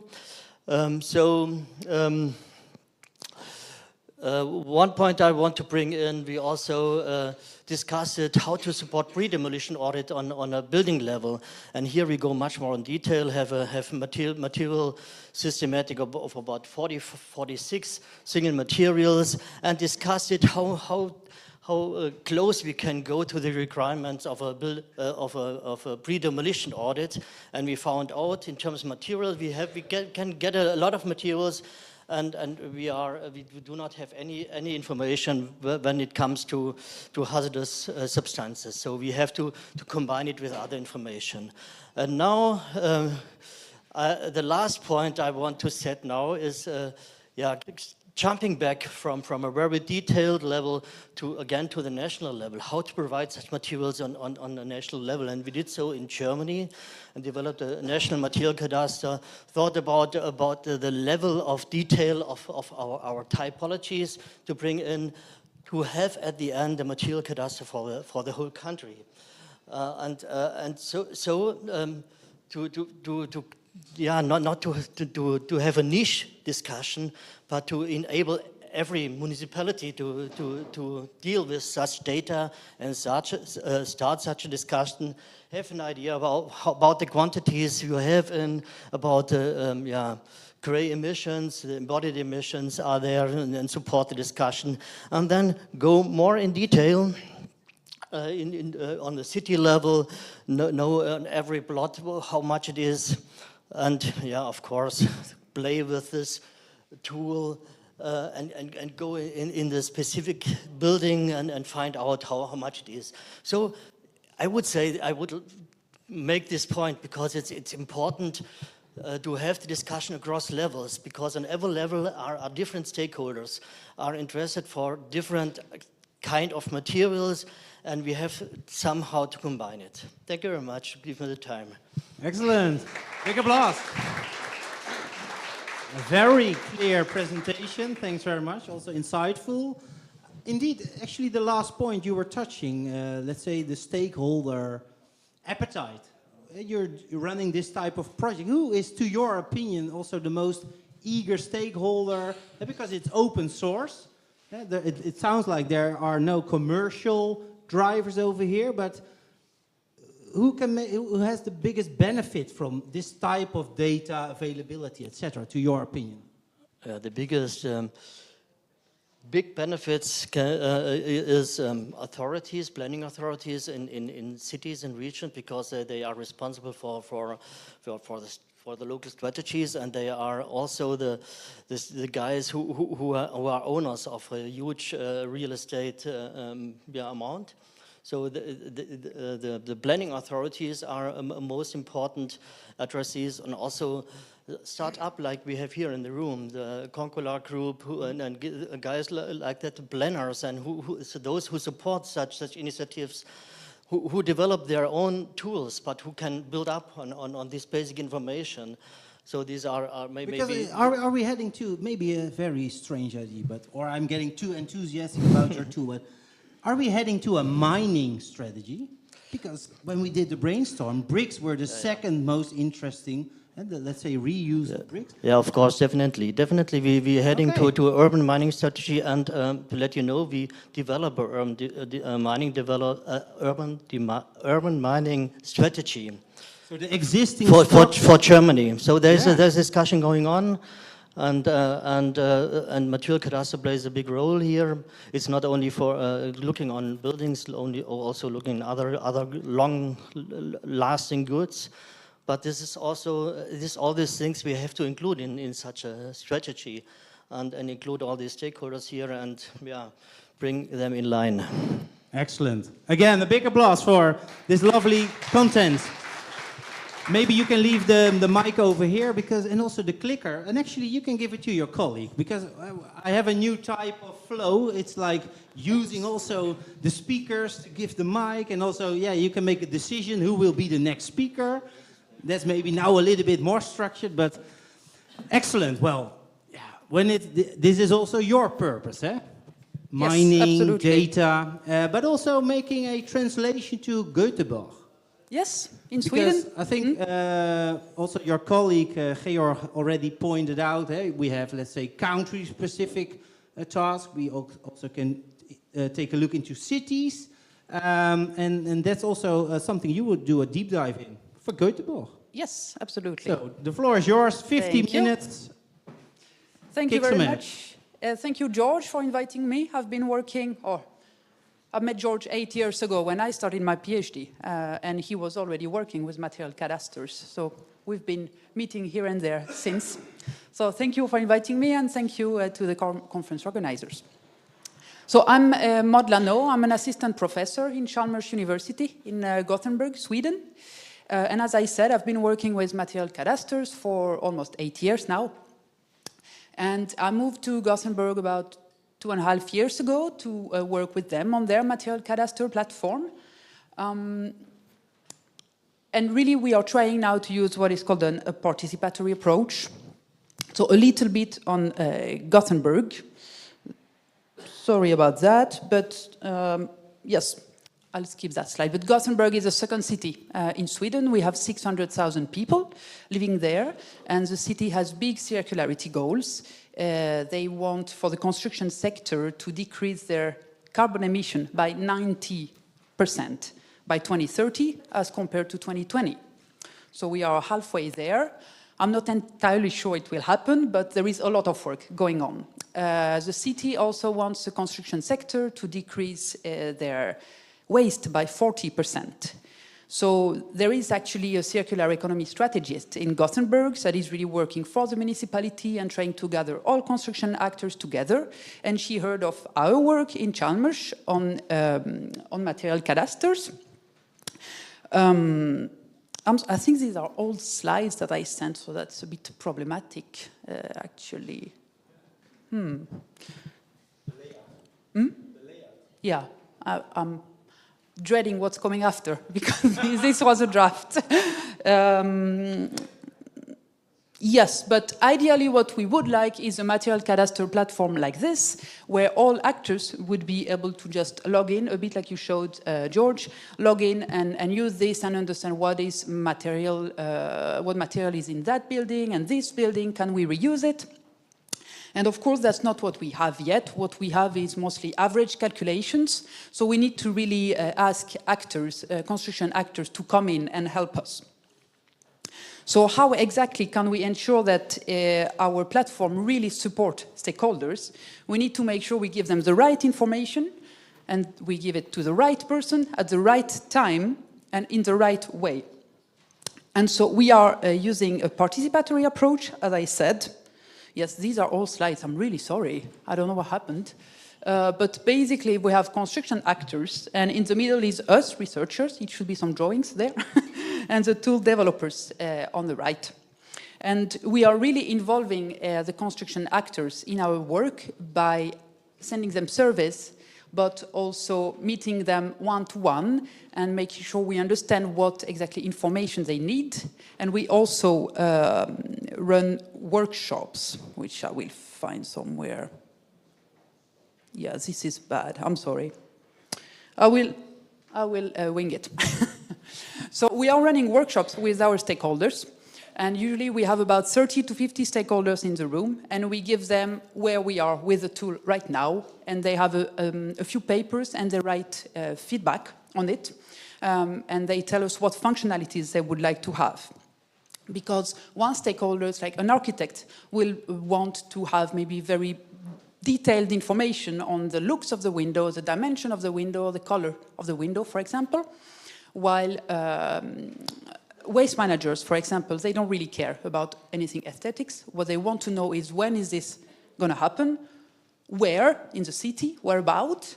And how much of it in terms of mass or volume? So these are very different levels of details.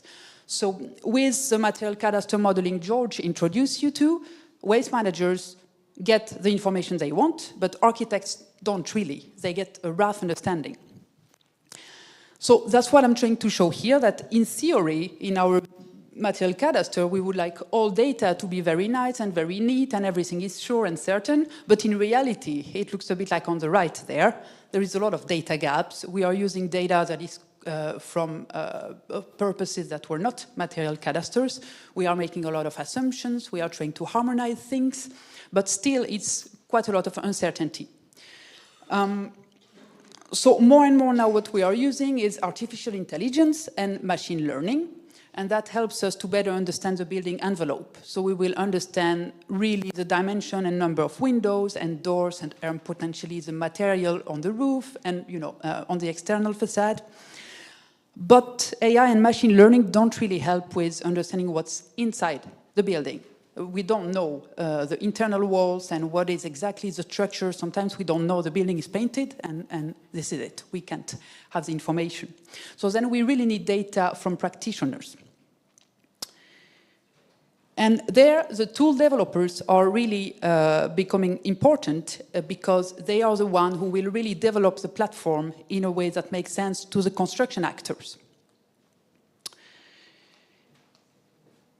Yes.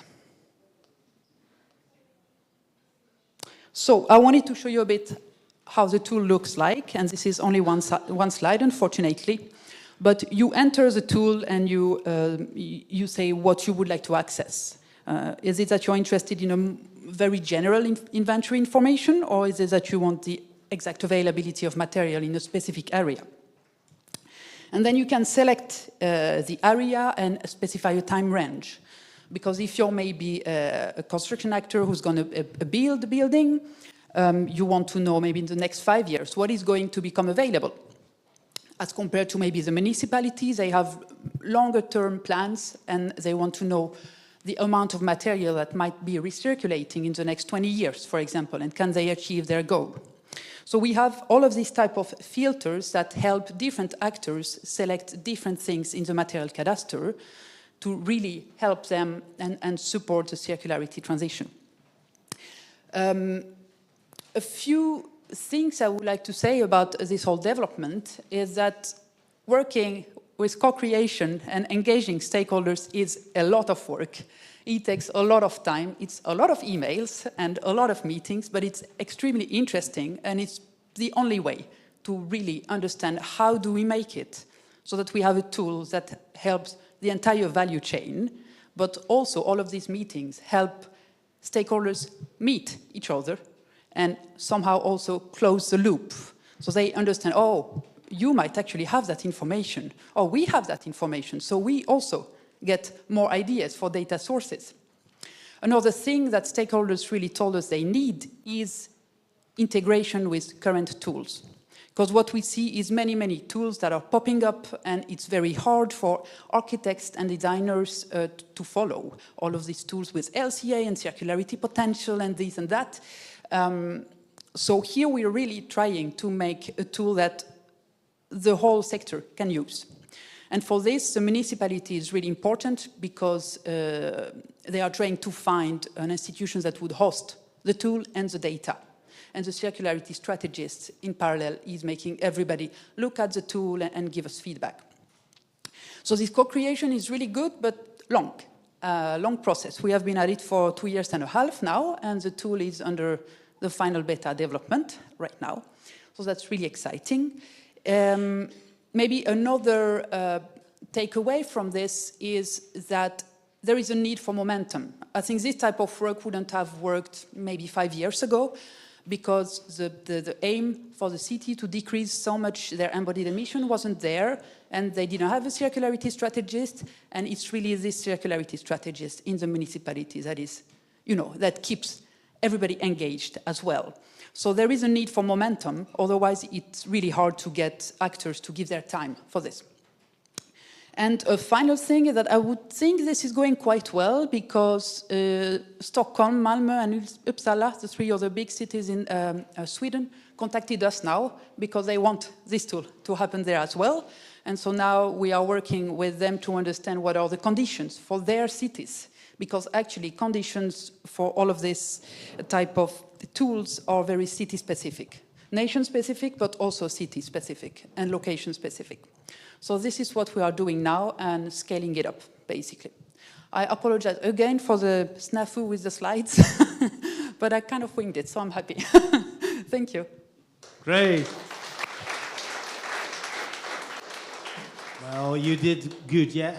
Good enough. Yeah, good enough. Well, you managed, you coped with the situation. Exactly. Well, interesting. Also, I think after Georg's intro, then a good example. I was actually a little bit asking myself in terms of, because when you're first creating, or let's say you're searching for data, trustful data, also a little bit with AI and building typology, but also how do you have it as a real-time model? Because, for example, when it's about usability, within the scope of, for example, 5 to 10 years, and we're creating a roadmap to Paris as a city, but are you achieving a real-time model? Yeah, so the idea is that the data behind this, so the inventory data you showed, George, like where are the buildings, etc., this is updated not by us, but by the municipalities or the country. So the modeling takes this data and multiplies by material intensity, and then other actors are inputting the data. But so the background data is not ours, but it is updated every year, basically. So yes, I would say. Yeah, and is there also a privacy item over here? Because when it's about information and data, there are always compliance partners or... Oh, yes. Yeah. Can you maybe elaborate on that one? There is two things here. First, there is data that is public, so then it's fine. But when it comes to the building level, many stakeholders would like to know what is the building owner of this building so that I can contact them straight away. And then indeed, depending on the country also, it can be big privacy issues. So then right now what we think is that this will be, in any case, only for construction actors, so it's not public. People will need to have an account.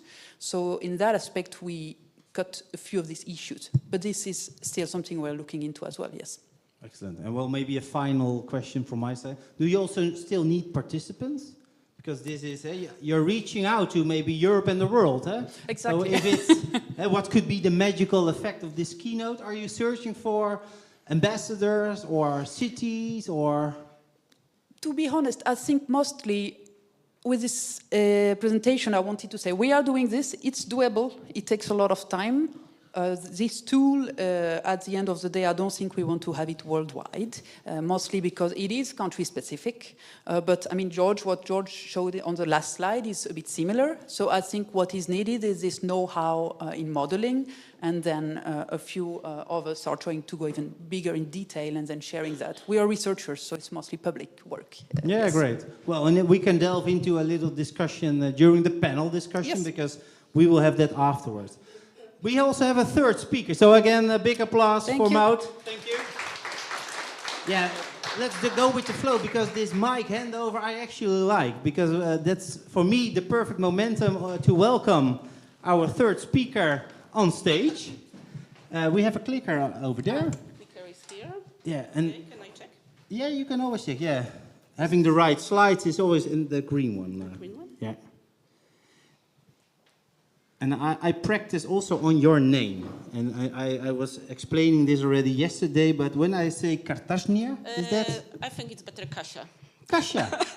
Make it simplification. That's one of the key takeaways of this conference. So Kasia is it's easier, and I think it's better for me. The previous speakers were already referring to the stakeholder architect. You're one of the architects. Yeah, I'm a researcher, and so maybe I introduce myself. Excellent. No, but the floor is yours. So, but I think it's a nice bridge also to say, well, how do we work with this in a daily practice? I'm from the National Institute Polish, exactly Polish Institute of Architecture and Urban Planning. So I am a researcher. I am historian of architecture also.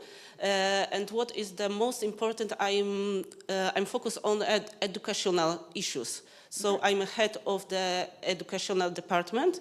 So for me it's important, maybe what you was before my presentation, that how we can connect the all researcher with the planners, with the investors, and with the people who want to use our tools in the right way. Excellent. So the right people, the right tools, and how we can use all together in the better way and the based best way. On the right knowledge, because that was also a takeaway of the workshop. So why we need the data, but how can we use the data in the best way? Excellent. Well, the floor is yours. So a big applause for our third speaker. Okay, so thank you for invitation. And what I can say, the National Institute of Architecture and Urban Planning, the Polish Institute, the institute is here in Warsaw. There is the umbrella of our project, the research and implementation project. The name of the project is Region Laboratory, and we are supported by the academic researchers and academic institution. And I think it's important that what I said before, that we connect all the specialization and experts. So we worked with the academic institution like universities, technical universities, and the architectural departments from Warsaw and from Poznań, and also Department of Landscape from Olsztyn University, Warmia i Mazury. So it's important to connect people, academic and the practical architects and practical users like local governments. We work out our solution. So our project, Regions Laboratory, I would like to present today how it works, our methodology, and of course in the context of mapping material stocks. And what is for us important?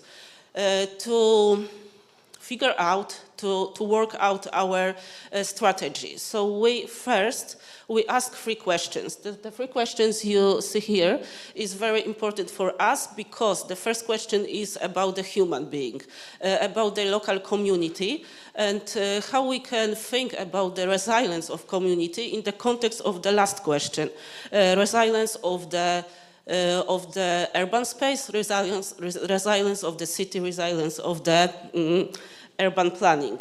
And the question between is about the AI technologies and the, and the analysis method, how we can be supported by the new technologies and how we can use the AI in our process to work out the resilience community, equal resilience urban places and spaces we would like to be better.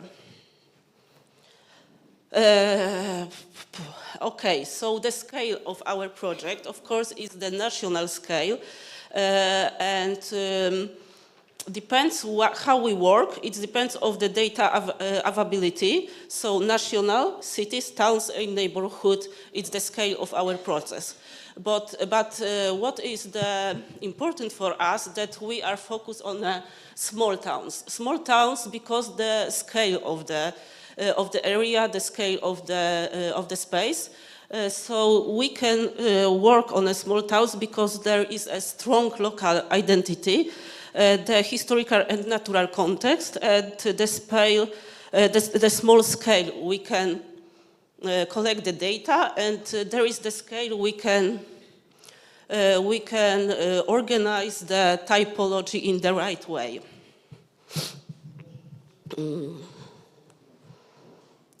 And maybe some words about the methodology. So it's our I'm sorry, I'm a little cold.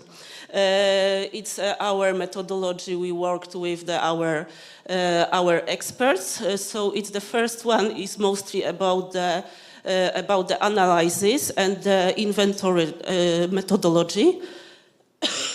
So we would like to collect a lot of data, focus on a small town, and I will talk about it later, about the typology, but it's mostly about the inventory.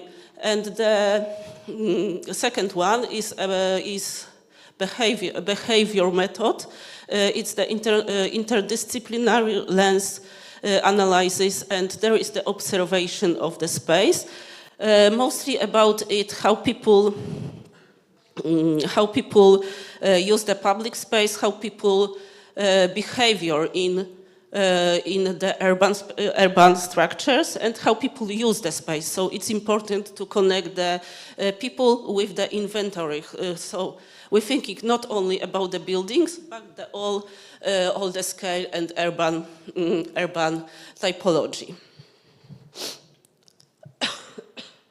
And of course, everyone talk about it. So it's very important why materials matters. And why materials matters, maybe it's important in not only the national context, not only the neighborhood context, but the international context. That's why we are the part of the international project, the research project Alan Turing Institute, the Coloring Cities research program. I, of course, invite you to look at the program and to know the program, because I think it's very important to think about the local issues in the global context. So from locality to global thinking. And in the context not only the European way, but all the world, and how it looks. Okay, so present you two examples from the coloring research program. The first one is from Britain, and you see the 12 categories, and the same categories are in each country, and the same, maybe a little changes, is the Germany. So we would like to focus on how we can define categories and thinking about the urban planning, about the management of the city in the city context, but national context, but of course the international scale also. So I focus on two categories, the typology and the materials, but for us will be the one more important I will talk about later. But I would like to present two examples to look at the typology and how we are thinking about the data collecting. And the Poland, there is we are at the start of the project, so there is in Polish language, but we try to think in the similar way as other countries, with the category and with the typology of those research project. So the two categories, I would like to say more about it. So typology and construction form and detail. And construction form in the detail is the mapping of the materials, and typology is the urban structure. We are focused to find the solution and to find the best way how we can analyze this data.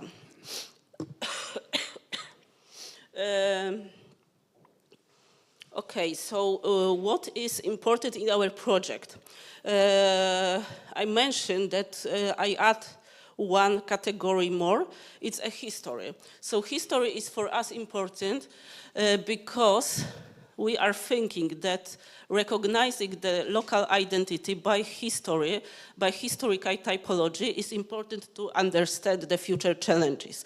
So three categories: history, typology, and construction form and data and detail. It's important to find solution for the future challenges, like heritage resilience, heritage communities, and of course, zero emission of existing buildings and urban areas. So the relation, the process is very, very important. And our research, we are focused on a region, not in the scale all the country, but we are focused to recognize the local identity, but by regional context. So I would like to show you some examples from Pomorze, Pomerania, Kashubian region, and Vistula Delta region. We researched 28 small towns, and I would like to present 3 of them. And we are focused first to recognize the historical urban structures, urban typology. So 3 different, like a medieval urban marketplace, and with the buildings around 19th century tenement houses. Hell with the village transformed into a town, and Puck with the port, typical port port city with a new residential development, and the buildings with different structures like cottages, like spa houses, like new residential houses. But what is typical for the Polish cities and Polish towns, there are a lot of the blocks, buildings built after the single post-war housing development. So how we can think about those structures in the context of rebuilding and using those kind of the buildings. So some examples, our research and our mapping from Kościerzyna typology in the context of the street, like the atrial, twins, dwelling, single houses, the high buildings, and the materials. So the construction materials and the elevation materials, so facade finishing materials. So you can see the brick, wood, steel, what else there is? Of course, the natural materials and the plaster, etc. And here there is the residential and not residential buildings. Held the same, you can see the different structure and different typology. The same high buildings, construction, and finishing materials, and the using, so land using, residential and non-residential buildings, and put like a port city with the marketplace and with the context of the water very important, and the same way how we recognize the typology and the mapping of stock materials. And here there is a slide showing the context of the producers, manufacturers of the brick, because most of the buildings were built by the 19th century, and there is some examples, the local materials and local manufacturers, and the distance between our researcher and our researcher city and the producers and the manufacturers. And buildings typology and classification, like some examples of the buildings we document and our documentation. So the 3 buildings I mentioned about, so the different typology. And what is our strategy here?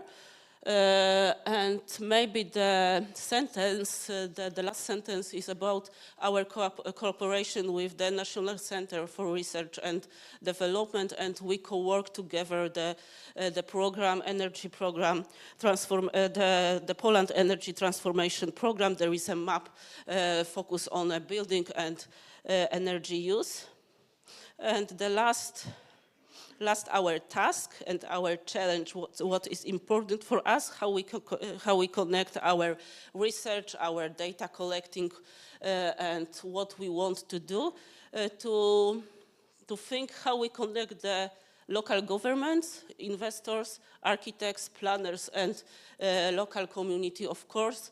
So we would like to prepare the digital participatory tour, and there is our model of the tool, how we can use our data, how we can use the expert knowledge, the challenges, and as a filter, and to prepare the digital tool to make decision better, and how we can support the local governments in the making decision and to dialogue between inhabitants, between planners, and between investors. So that's all.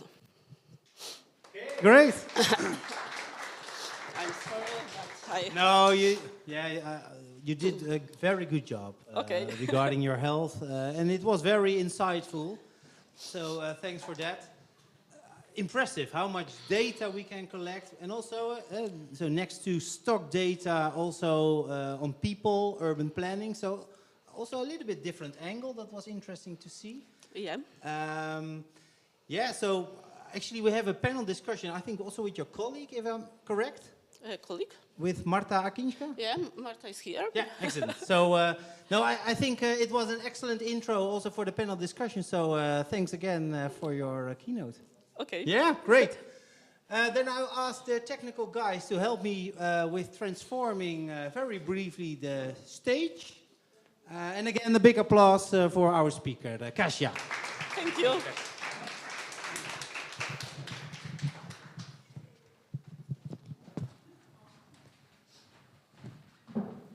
Yeah, that's great. Look, and we need one extra chair.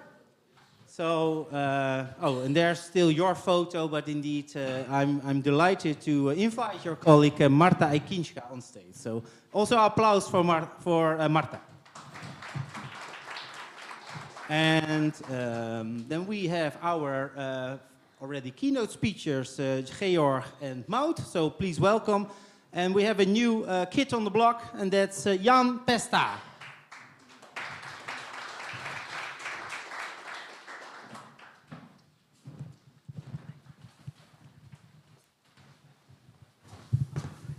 All microphones working. One. Yeah, test. One. Test. Test. Well, that was a good test, Jan. And like I did the previous panel, I think it's always nice to have a brief personal introduction. So I would like to start with you, Jan, to share, let's say, your professional background, but also your purpose. Why are you here? Yeah, thank you. Thank you for inviting me. I am a researcher at Czech Technical University, USIP, as a part of this project, Circon4Climate. My background is life cycle assessment, but currently I'm head of the research team focusing on circular economy in construction industry. And our vision or our motivation, what we want to achieve, is to connect people in construction economy in Czech Republic to find solution how to manage waste and how to find the proper management practices for different kind of waste flows in construction industry in Czech Republic. Great, great. Well, Marta, we already know the keynote speakers, but we don't know you. So also a personal introduction yourself, please. Okay, my name. It's okay? Yeah. Okay, my name is Marta Akińcza. I'm a researcher at the University of Warmia and Mazury. I'm a landscape architect. And I am co-working with Kasia in this region's laboratory from the beginning, so it's from the 2020. Yes, and the main topic of my interest and my research is the cultural landscape, so it's quite important in this context of these material cadastres and typology of these places we are doing our research. Excellent. And let's see, where is my lovely guy who is always helping? Hubert, sorry, I was looking in the wrong direction. Well, it would be great if you, again, could take the mic, because I'm very keen on questions from the audience. And again, we have, I think, 200 people online watching this, so they're also keen on asking questions. I would like to start with you, Jan. I think we had a very, let's call it data-driven keynote collection. 3 keynotes, all about data, all about making, let's say, resilient decisions also based on data. What's your general reflection when you were listening to those 3 keynotes? Yeah, well, thank you. The data-driven approach is very important, mainly because we need to what to solve. We need to know what to solve, what we can handle. But what is also important to explain these data. For example, in LCA or even in waste management, we see numbers, but a lot of people don't understand these numbers, and therefore it was my great pleasure that with Georg we organized several workshops in Prague to explain what is the potential of material cadastre for Prague and how we can, together with stakeholders in Prague, use these data for improvement of circular economy. And is that then correct that it's especially the big question how we can transform data to information? Because that's something different. I see a body language of mouth. Please feel free to jump on that call, because why is it so also difficult maybe to transform data to information? Yes, does this work? Yes? Yeah. Okay. No, yeah, I guess what you point at is the difference between data and information is about context. So you might give the same data to different people and this feels like different information to them. So I guess that also ties to making sure you know what different actors need to know, and then to shape the data in the way that it's the information they are looking for. Exactly. I think, Marta, that was, let's say, the final point of your colleague, that you're trying to be a bridge builder between all the stakeholders. But it's quite difficult. Also, when I see all the variety of data, different types, level of data, do we have, in general, already understanding that we need all those data? You mean in general understanding? Yeah, I think let's start in general, and then we can highlight who are the front runners. Yes, as we are sitting here, I think that all of us know that we need those data. Okay, we need those data, but in general, I'm not sure if all of people know, like the decision makers, for example, that they need so many data, like we are collecting, for example. But in our opinion, because what we are trying to do is to make this tool, digital tool, to help for different type of people, like the decision makers, but also for the common people, I would say, the people who are living in the city, to help them to make a decision. And it depends on the question they are going to ask, because if we have so many data and we have a good digital tool, the question we are going to ask, all kind of question is going to be okay, because this tool can answer, give a proper answer to the person who are going to ask. So, for example, if I am the local user, I want to rebuild my house and use some kind of new material. I'm going to ask if this new material is going to, in my, for example, field of research, is it going to look okay? Is it going to be in the context of this local heritage, for example? And I'm going to ask that I'm going to use this kind of material in this place, in this town, and this digital tool can give me the answer that, sorry, but the color is going to be completely wrong, and the material is going to be completely wrong. So you are making this kind of risk if you are going to make this decision. And it's just the idea, because we know that we need to collect those data, we need to collect them like all the time, not just once, but all the time it should be updated. Thank you.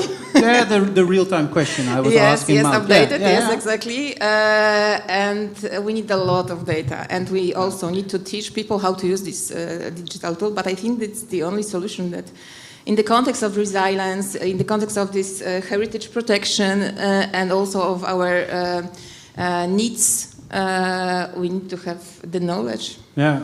No, I think also, like yesterday, for example, the perspective of the investor is always jumping in. And then it's an open question, so I don't know whether it's Georg or Jan, but do we have investors who are really, let's say, feeling the obligation to need this data, to use it? Do they already have this urban mining feeling, or is it still something for tomorrow? And it's maybe a little bit of a confronting question, because you're doing a great work, but it's also about realism and timing. Who would like to reflect on that one? Yeah, maybe one example from Czech Republic. We have construction product manufacturers who are searching opportunities ways how to replace primary resources in their products. and they are looking for secondary materials, but they need to know that there is enough materials in the stock, in the building, to change their technologies and prepare it for circular solutions, circular products. So they are waiting for this data to be ready, to know that their investments will be valuable. And from your side, Georg, because you're, let's call it, you're a researcher, but also, for example, important stakeholders like the capital flows, are you already convinced that they see it as a must-have, or is it still a nice-to-have? I would say there's more and more must-have. So, as more, they are aware that such data can be provided and can be produced as more they are interested. So the investors, we heard it yesterday, not only are interested on their, if they want to develop really in a circular way their buildings, they have to think beyond the building boundaries and think about where the material comes from and where I can sell my material, what is the value of my material, and what is the business case behind I can develop. So this is one point. And so the other points, those developers who do not have such strategies already in mind, we need to raise awareness that this is possible and that there are valuable values behind. And here, and as soon as they jump into the discussion, they of course need more detailed information. But they have more detailed information, then they combine it and then can look for consultants who support them and so on. And then the wheel begins to run. Yeah, so it's a little bit about creating the momentum, but also it starts with understanding, awareness, and a little bit of education about how you can use it, etc. So therefore, if there are questions from the audience, feel free, raise a hand or a finger or shout, then my counterpart Hubert will jump in. And otherwise, I will point out my next question, because that's also a little bit about urban planning. And I was impressed by the last keynote, where when I'm also running our impact journal, we have quite some discussions with cities. And that's about how can we create resilient cities. And it's all about urban planning. And I think also, Marta, your company is trying to solve that question. Am I correct that it's all about knowing, let's say, what is the stock, and also about making the connection between people, infrastructure, and the building stock? So can you maybe elaborate on, and it's a long question, Hubert, but can you elaborate on, let's say, the potential for urban planning? In the context of our research. Absolutely. Yes, of course. So we believe that if you have a good source of data, you can use them to make this planning good. Actually, as we all sit together, like those 3 presentations were about the same topic, collecting data about the local material and all this stuff. So I think it's quite important. We are also collecting this data about this typology, urban context, the landscape context. And I think that if you have this data, you can make this urban planning much better. That's why we are doing this. We want to make this planning better for a better future, but also in the context of heritage protection, because it's also quite important to save this typology, to save these local identities, to help people live better in the place they are living.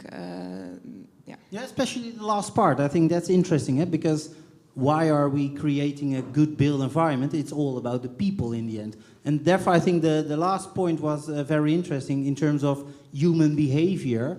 It also looks a little bit like a spatial analysis way of thinking about design. Am I correct? Yes, because we are using also this lens methodology to check how people use the space, how they behave there, and it's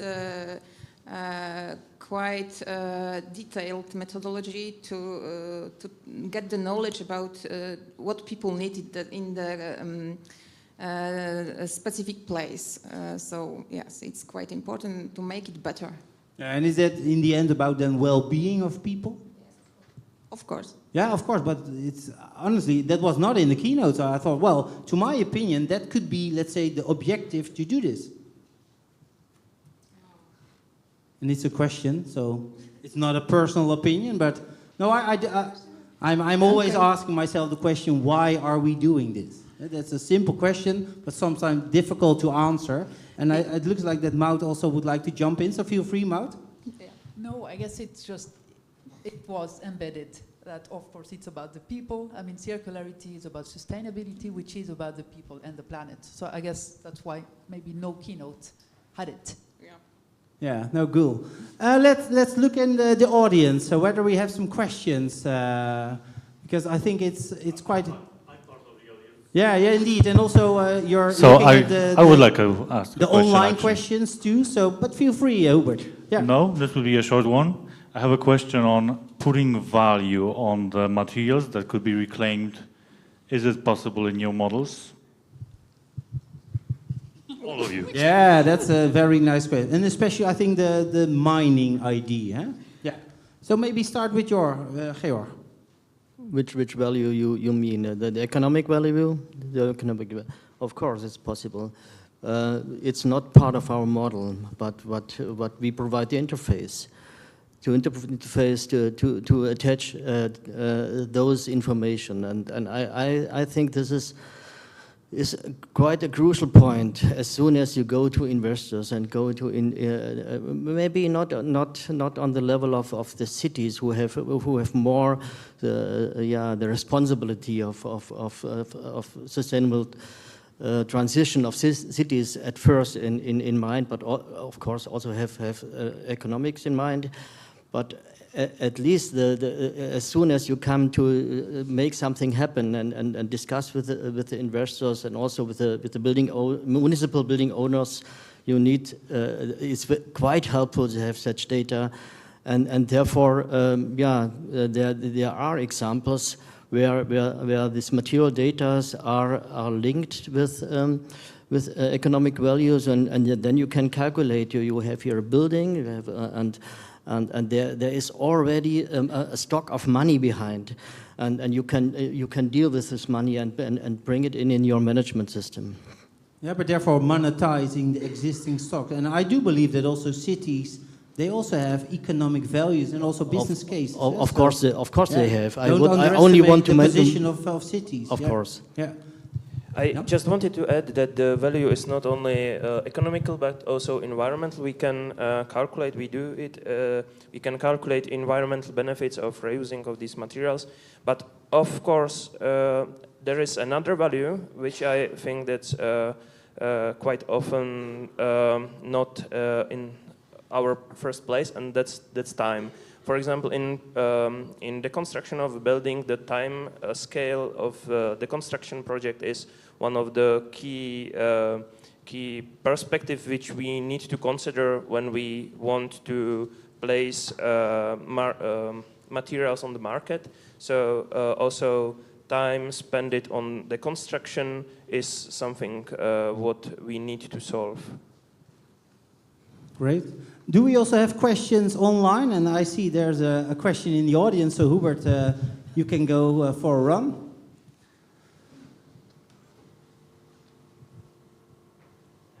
Thank you. Maybe it's not a question, but to add also to this question, because we took the data from Georg Schiller, and so our clients are large portfolio companies, and what we did is we took this data, then we know how much a material is worth on a secondary market, so we calculate for their whole portfolio and for each building the material residual value, so how much are the materials worth, but we can also calculate the circularity of the building, so we have there an indicator, and then this is very important information because you have the economic value, but you also have the risk, because circularity will be important to sell a building in the future, so they can assess the potential for a stranded asset.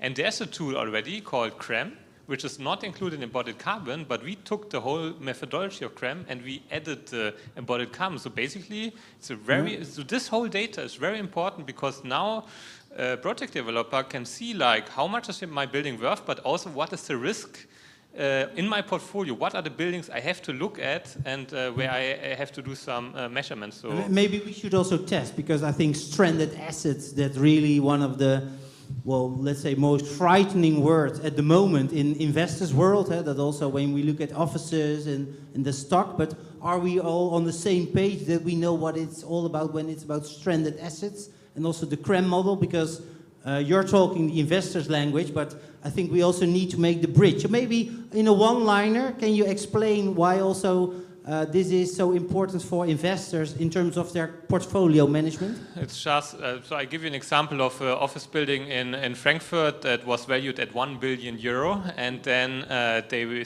this valuation decreased by, I think, 400 million euros, and the reason was they did not meet the energy efficiency requirements and other future regulation, and so someone who's buying that will put a discount on this valuation, and so this is a lot of money. So we don't talk about thousands, we talk of millions of euros.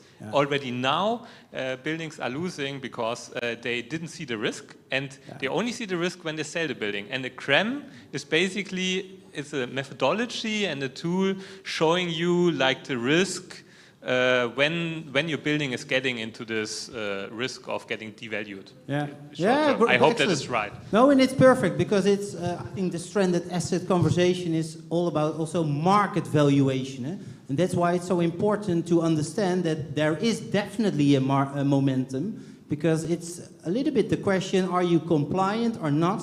And it's very simple. It's going to be very simple: comply or die.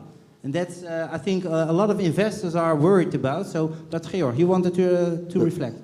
Thank you for this good explanation. What innovative, business model can follow can be a follow up of such data, and this is quite our main purpose to support such initiatives.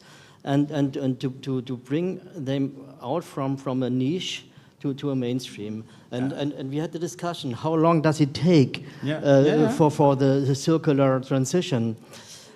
I would say it depends how good we are to spread out such initiatives and to bring it in the mainstream. As better we are, as faster it is. Yeah. No, but it's in the end all about the burning platform. And maybe Hubert, if you can walk over there. Because the lady with the glasses, one of our speakers, also had a question. No, it's in the end, I think, all about the burning platform, and therefore being compliant. And you already see it in the valuations, for example, in the RESI valuations, that the difference between being compliant or non-compliant, and that's also with the, let's say, old school of labeling, label say or higher or lower, that makes already a difference of 20 to 30% of valuation. And that's the difference between being in business or out of business. So extremely important. A question, from the audience. Thank you. Another comment which I think is very important in this thinking from the real estate is the potential hazardous materials in all the buildings. So for a long time we are talking that the same as energy efficiency label, there should be some kind of the card label which says, okay, but this material has maybe asbestos or some paints which are, so, I mean, it's very touchy, I think, if I say like this, to put it inside. But for the sake of the transparency, I think it's very important. Yeah, and also risk management, because that was pointed out by your fellow speaker. Sorry, no questions. Yeah, no, great question. Maud? I can comment a bit on this. We had some research in Gothenburg, not my group, but that also used machine learning to understand hazardous materials by looking at typology, actually, also, and understanding where are we going to find asbestos and where are we going to find lead, and so on. And it turned out to be quite good results, apparently, so we also plan to integrate this. Yeah, that's a nice add, because that was also a little bit of my concern when I was listening How time consuming and also resource consuming is it? Because we don't have time. Indeed, this 15 years of transitional period, I got smacked a few times during the lunch that I had to interfere over there that we don't have 15 years. But we need to speed up, and therefore AI, and indeed I think the way how you approach it with building typologies, that's a very smart one. Again, we are already out of time. That's crazy, Jan? Yeah, it's running. But that's always, when you're having fun, time flies. Yeah, very. So actually, I would like to have a big applause for our speakers. Thanks very much. Then we're going to clear the podium over here, so you can not leave the building, I would say, but leave the podium. And I will stay over here for a second.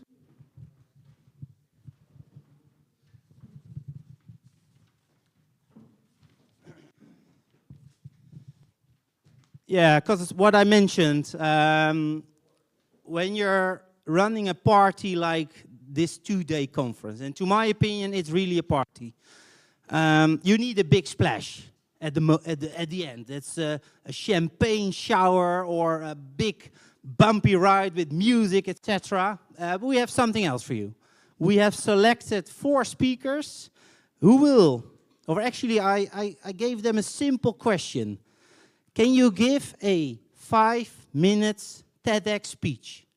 And I don't know whether everybody is familiar with TEDx, but I'm a big fan of TEDx because we always have purpose-driven people on stage, and when you give them a little bit of a limit, they'll always be, let's say, the best version of themselves. So we've asked 4 people to rock the stage, and actually I would like to invite the first, and that's Pavel Walesha. So a big applause indeed. Emerging key trends. I love already the theme. Works. Yeah, because we need, and you also need a clicker. Sure. Yeah, because you have only 20 slides or something. So, where's the clicker, guys? Oh, the clicker is here. Yeah. Well, you are one of the guys. You can stand on the podium. Yeah, the green one. He negotiated with me. He was like, Ron, 5 minutes. Oh my God, I need 7. So we made a deal on 6. So let's see whether he can rock the stage in 6 minutes. So I would like to start with a. Oh, we have a mic. Yeah. Yeah, it's better. Okay. So let's start with the big applause, and then your 6 minutes will start. Come on. Hello. Thank you so much. Thank you for invitation. So I am an architect based here in Poland, licensed, and when I started my own career 6 years ago, I actually was passing by different types of technologies, seeking innovation, because I was looking for another possibilities how we can build in a sustainable way.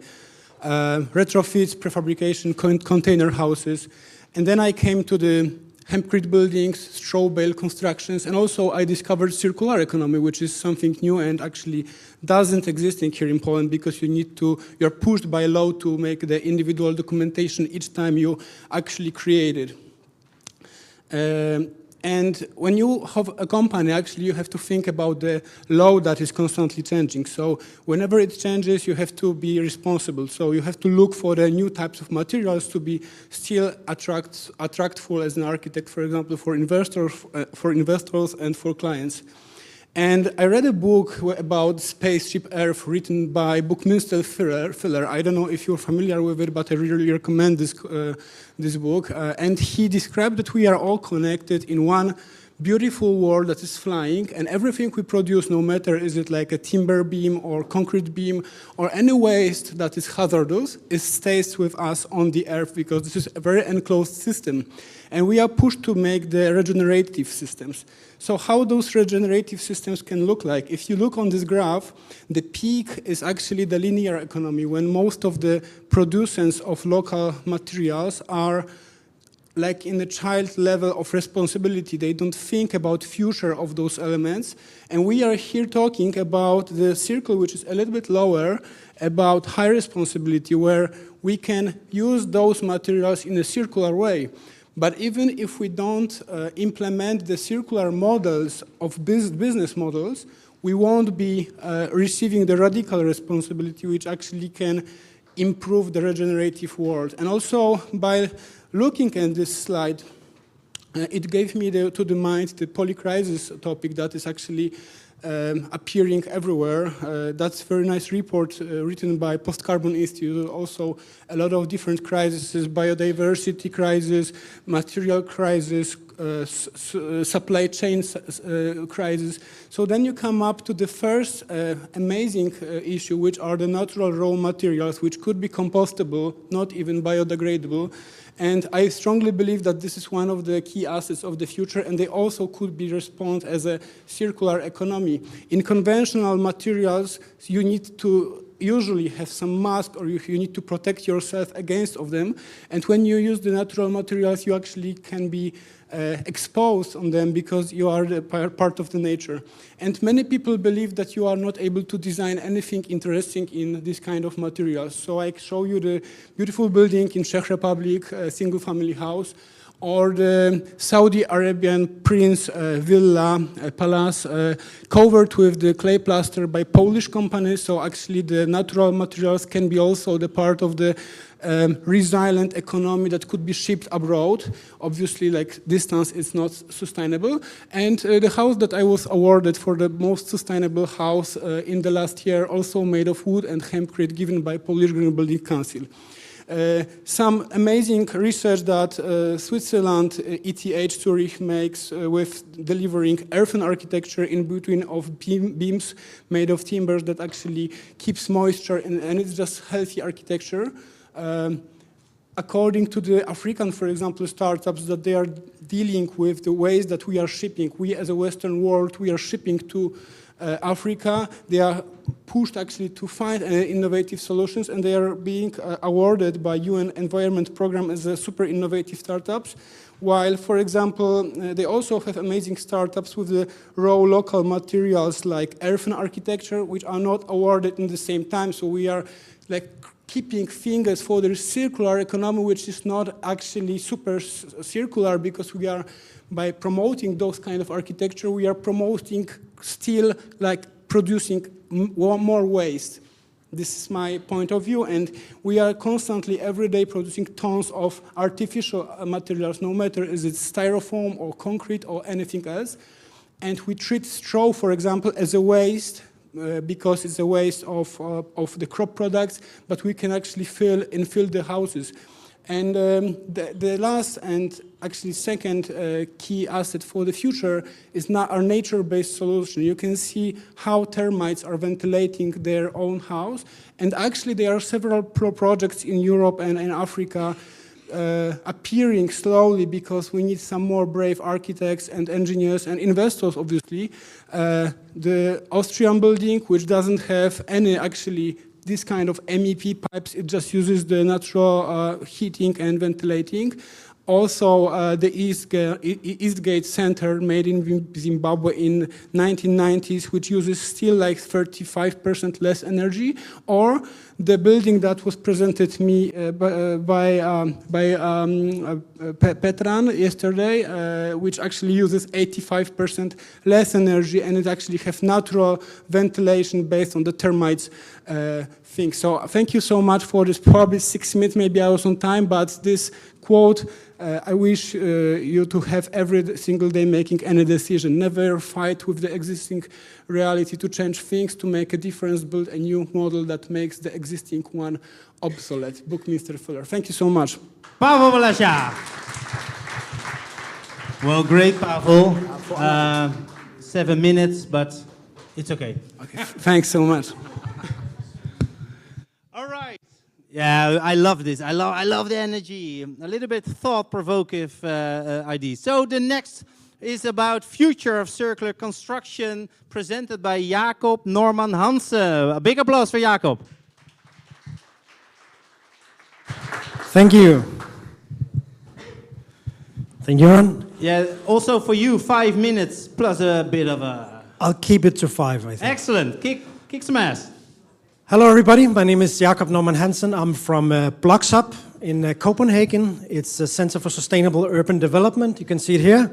And actually, it's interesting to talk today about the future for circular construction, because this was supposed to be a very sustainable building. It has cooling from the harbor, electric shading, and so on. But would we build this today? No. So, to your point also, we don't have time. The future is now. We have to do better than we did 10 years ago. So, but we were also formed to address this challenge. You all know it. 40% of CO2 emissions come from construction. And we have been talking about circular economy for decades. You've been working with circular economy for decades also, but it's not really scaling. And what do we do about that? So what we are focusing on is also our responsibility in the global north. We have one New York built every month globally, but especially in the northern countries, we can see in Denmark, have used our share of global resources on March 16th in a year. So we have to be on the forefront of this. And what we like to do is take this ecosystem approach. So actually approaching this not as a policy problem. Policy is very important, but it actually has to come from below. Like we had with the reduction roadmap, which was mentioned earlier, it's actually not the government. It is a community of developers, of architects, engineers who actually require stricter regulation from the government. And I think that is what we have to do. We have to create a space for, not just for innovation, but for systems innovation. And we've been working with circular economy in many different platforms. We published a book last year, which was on the basis of research from 15 industry PhDs working in different companies, and then actually trying to implement this knowledge to make it applicable also very quickly, because we don't have time again, applicable for the construction sector. We need new knowledge and we need it fast. We actually trying to create a market between Denmark and Sweden, because we have some of the same challenges. We need this common market for circular construction, identifying the challenges, putting together demolition companies, architects, engineers, but also policymakers. But I think my main message today is not on the data, it's not on the technology, it's actually on what I would say that we need a new language. What is construction? How do we think about buildings, about architecture, about living? And very fortunately, if you go to, for example, the architecture school in Denmark and many other countries, they're not that interested in building new anymore. So I think things are changing. One example is KK Tower in Sydney, which was what you called an unloved building. Nobody wanted it. It didn't serve a purpose. It wasn't profitable. But what do you do that? Do you demolish it, build something new? And I think this was the first really large-scale attempt to do this on a larger scale. So actually this, what you call an unusable building, became something where you use the existing structure, but you modify it to actually serve a new purpose, and also to be attractive. So, of course, it's not a perfect solution, because you still use new materials, but I think also we shouldn't be religious about circular economy. You can't do everything perfect the first time. We have to develop and innovate. So we have also been part of a project under the new European Bauhaus called Designing the Irresistible Circular Society. So I think that's also the thought process we need. We need it to be attractive. And also we need a new aesthetic. So actually it's a new language of how we think about the area between art and architecture and construction. This is actually a new project which opened recently in Denmark, 100% reused, but there was a lot of focus also on making it quite beautiful, making it attractive. And I think this is where we need to go.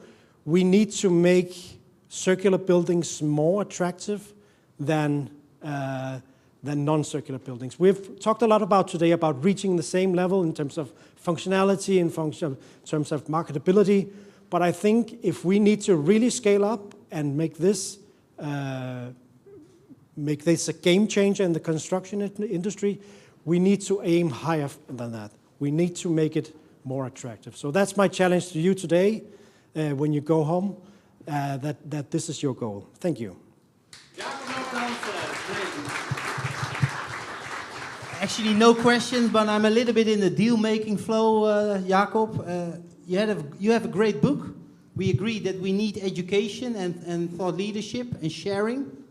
Can we make a deal that everybody over here gets at least a digital copy of your book? Yes, I will send it out. It's called The Future of Circular Built Environment. Again, a big applause for Jacob. Great. So we're heading to the third one. And I would like to invite on stage Oliver Pickard. A big applause for Oliver.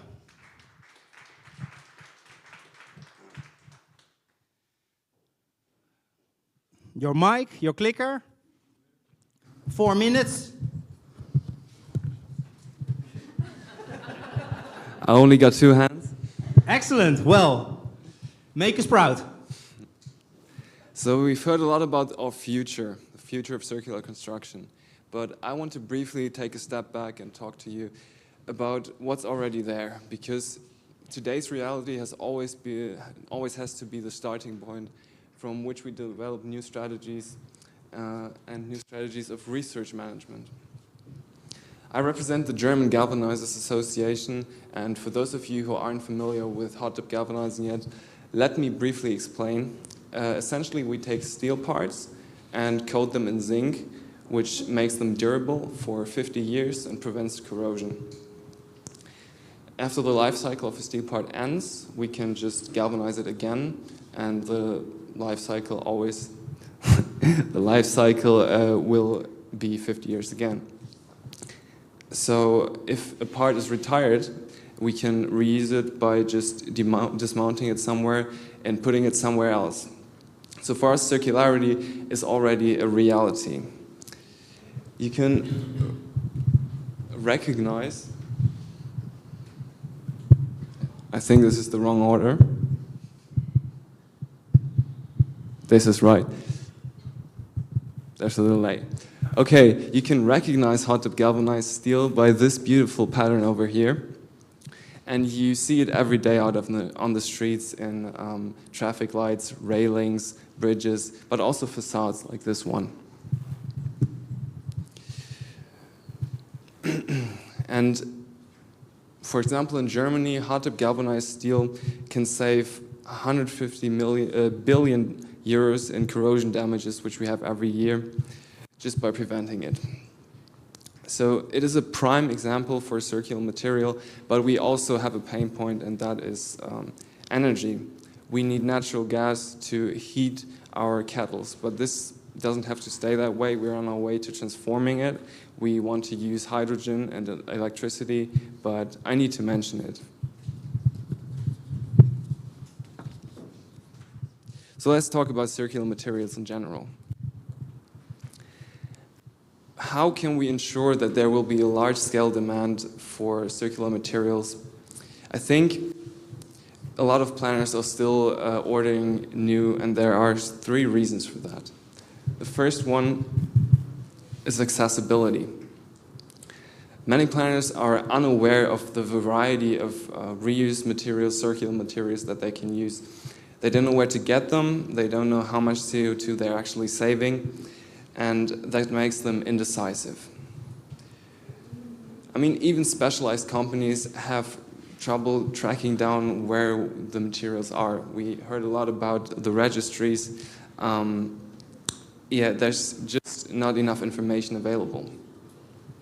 Imagine buying food without a label. You wouldn't do that, but that's exactly what we're doing to our buildings.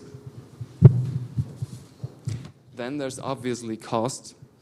Reusing materials is always a hassle and can lead to being a lot more expensive than building new. And last but not least, There's good old bureaucracy, and trust me, I'm from Germany, I know all about it. Planners hesitate because they think it's extra paperwork to use reused materials. They fear that they have to be held accountable if something goes wrong, if they don't take the safe route of building new.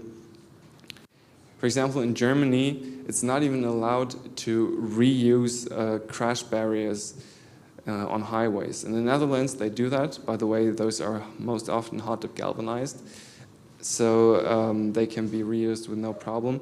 And they save 212 tons of CO2 per highway kilometer doing this. So what do we do about it? We need to prevent circularity from feeling like an obstacle. We have to lead with practical examples. We have to show best practices. That's what we like to do in our industry. And one of those is this building right here. It's the K118 in Switzerland. And they needed a staircase, an outside staircase. And what they did is they found a building that didn't need its one anymore in Zurich. It was a hot-dip galvanized staircase, so although it was 8 years old, it was still in good shape. There was no maintenance necessary, and they just disassembled it, put it on the new building, screwed it on, no problem, saved 22 tons of CO2. So there is a marketplace for it.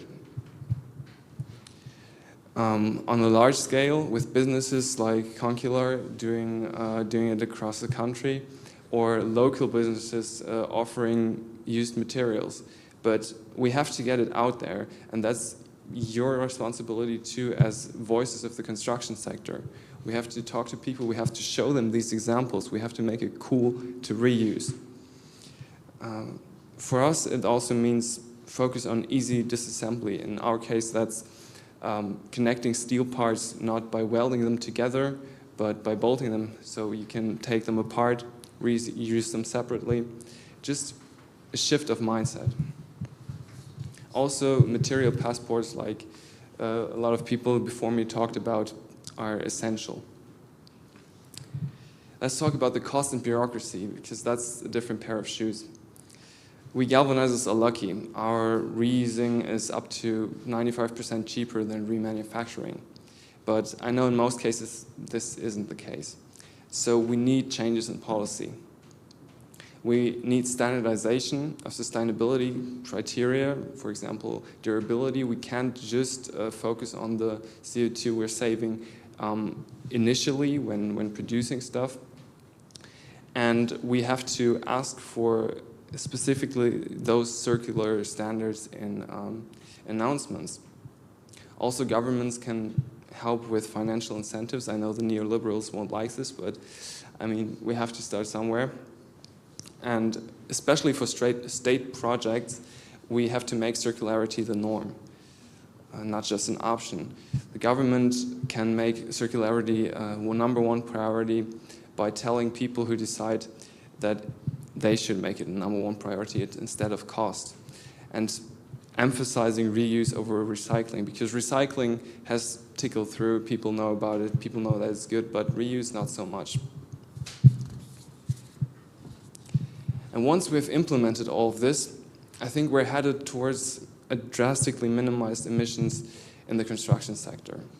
And I feel that this is not some far-fetched utopia, but it is within our reach. We just have to stretch a bit to grab it. Circularity is not just new ideas, it's making use of what's already there. And that starts today. Thank you. Oliver Pickers, congrats. And always lovely to have our young professionals also on the panel. So great. Thanks for sharing this. Thank you. And also, circularity should be the norm. That's exactly. A one-liner. Put it on the socials, mate. Thanks. Now we're heading to the last TEDx speech, and that's about the future of circular building design. And I love this guy. Let's give him a warm applause. Martin de Jong. The clicker and the mic. I won't make the joke of the 5 minutes because it doesn't work. So no impact from my side. Yeah. Last speaker. And then a little chat with the four people, let's say a final roundup. But Martin. Sure. Yeah, blow us away. Thank you. Thank you, Ron. Thank you for having me. Good afternoon. Ron, as they say, everything has already been said, but not yet by everybody. So here I go. My name's Martin de Jong. I'm an architect. I'm based in Amsterdam. We were the architect of the Circle Pavilion. And since then, so that's about 10 years now, we've been trying to get the circular economy going in our buildings and in our designs. Ron asked for 5 minutes, so I have 5 pivots about how we have changed our thinking in those 10 years towards the future of circular design.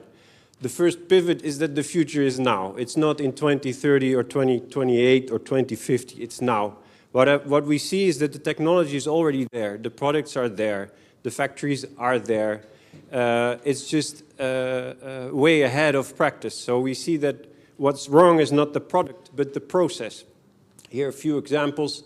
This is that Circle Pavilion. We had it delivered 7 years ago.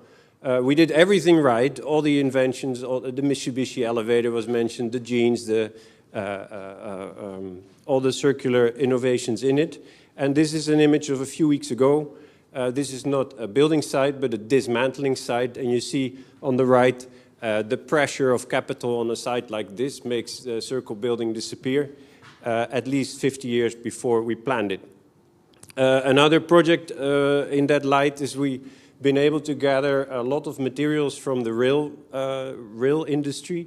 We got fantastic windows and a lot of steel, and we designed a building on a site in Eindhoven with that. So we engineered everything, detailing everything, got it approved, and then the planning of the site changed, and the building was cancelled. Due to circular procurement, we're now stuck with these windows, and currently one of our consortium members is trying to sell it.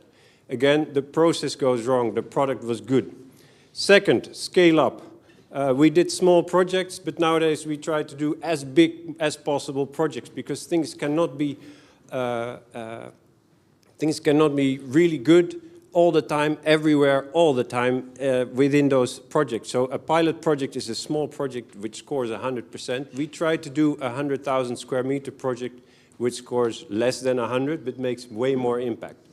One example is this project, which our firm designed in the 70s. It's a 70,000 square meter office block, which we've been able to refurbish, be able to keep all the concrete, all the materials in the facades, and make energy neutral.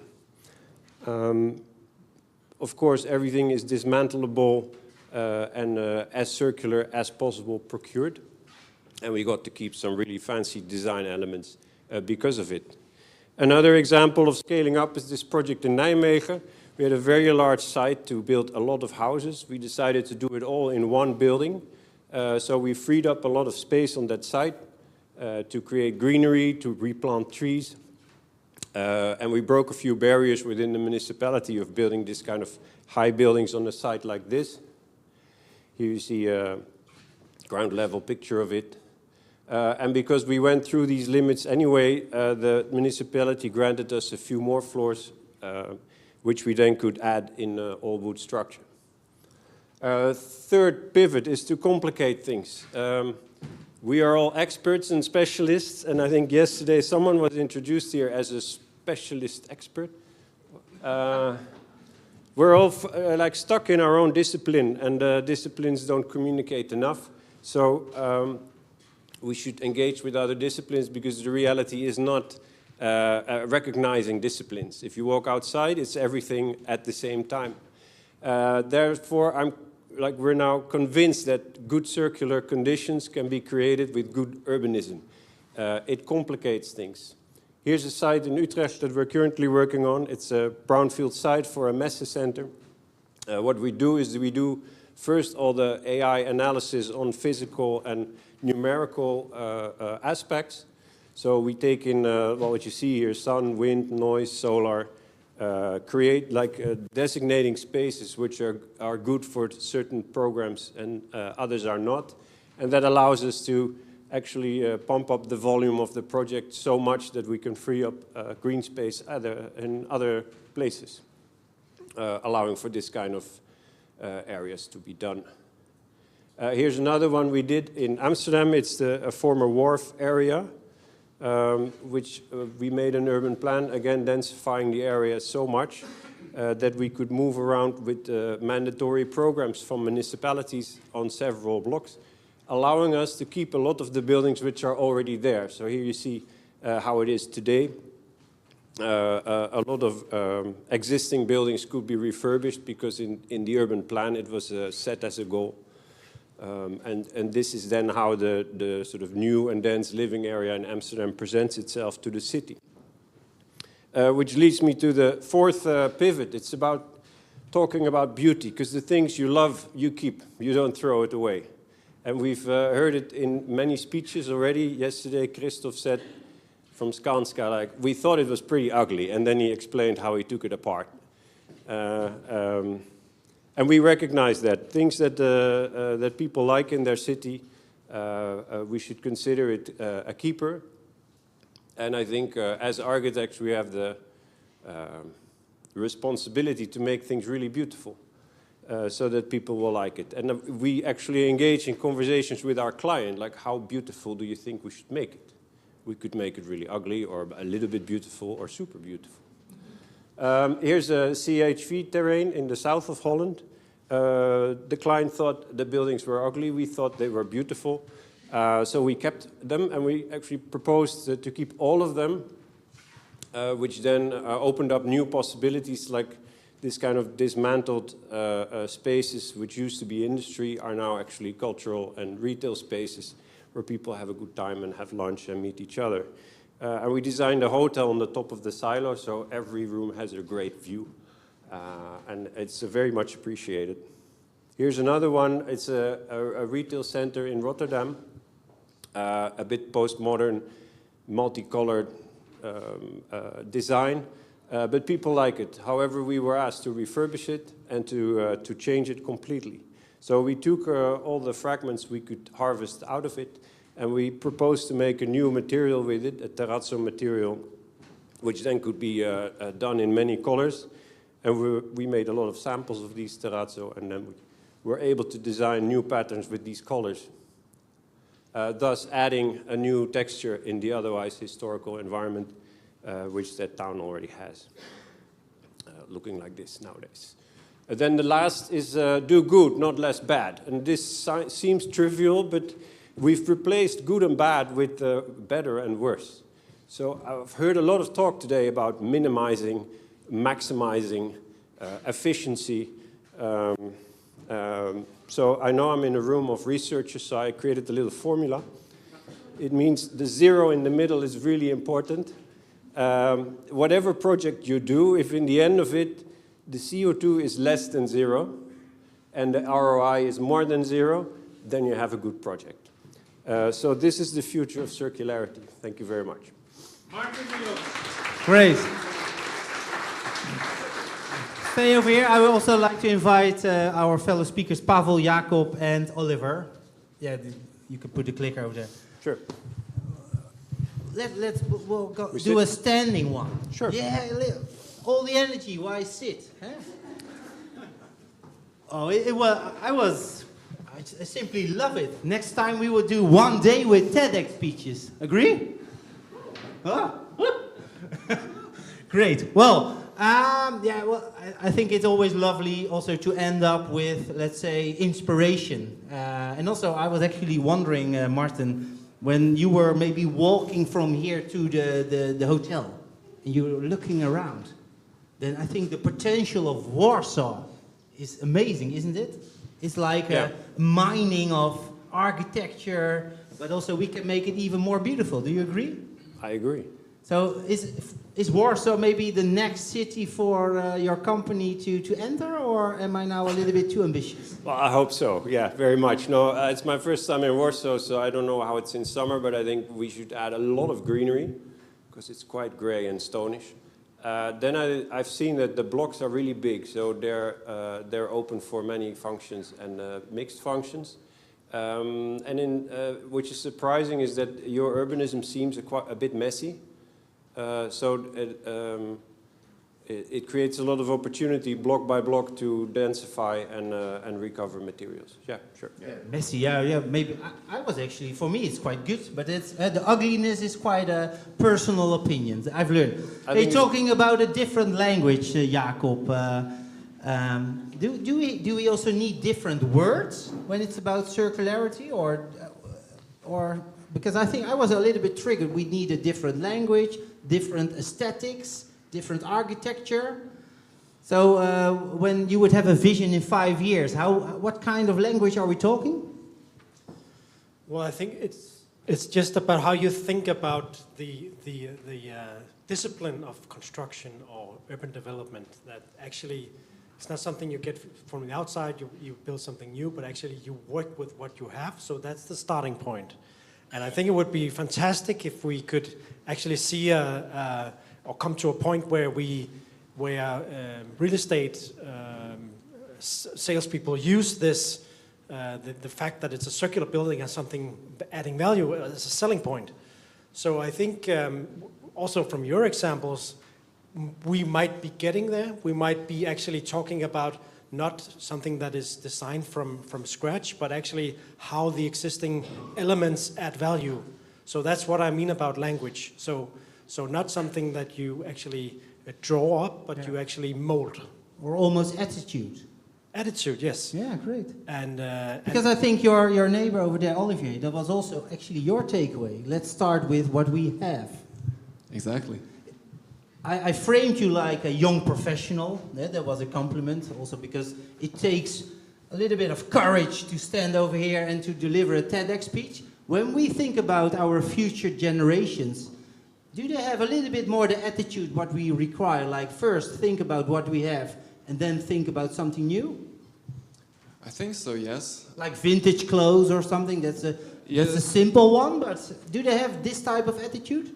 I hope so. I hope that it's not only a trend that won't last, because essentially it is a trend. It is, and always new generations want to be different than the ones before them. So hopefully we can teach the generations after us that this is not only a trend but necessary.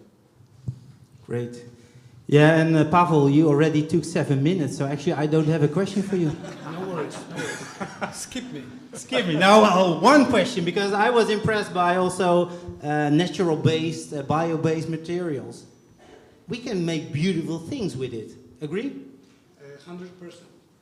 It works? 100% sure agree. So actually, whenever you try to refurbish and like you presented probably the timber doors, right? They were beautiful, and you can easily fix them when they are kind of crushed or scratched or anything. If you have the board, which is like HDF board, created with some resin and with some elements, it is not like valuable for us anymore. So those natural materials, raw stuff, we do really appreciate it somehow. And you can see that actually all of those artificial materials, they don't have any soul. They don't have soul, so how we can fight for them?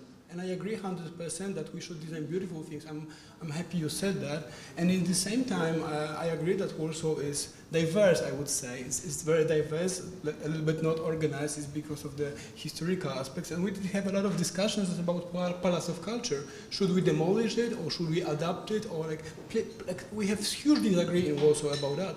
But if you think about it, who could build like 7 or 8 different theaters that are sometimes appearing inside of the building, right? Who could build a swimming pool, another things, another services for the city? It is as it is, and we try to work with that, and this is also a part of our history. So we keep it with proud, and we do try to adapt the city around. Excellent. Well, actually, this is, let's say, the finish of a 2-day conference. Shall we do next year a 3-day conference where we have 1 day only future-oriented talks, talking about beautiness, creating a language, also putting the young professionals in front? Shall we agree on that? Yeah, absolutely. Not too enthusiastic, come on. I have a suggestion. Next year, invite investors. Let's invite investors. I want to end with a big applause for our TEDx speakers. Thank you.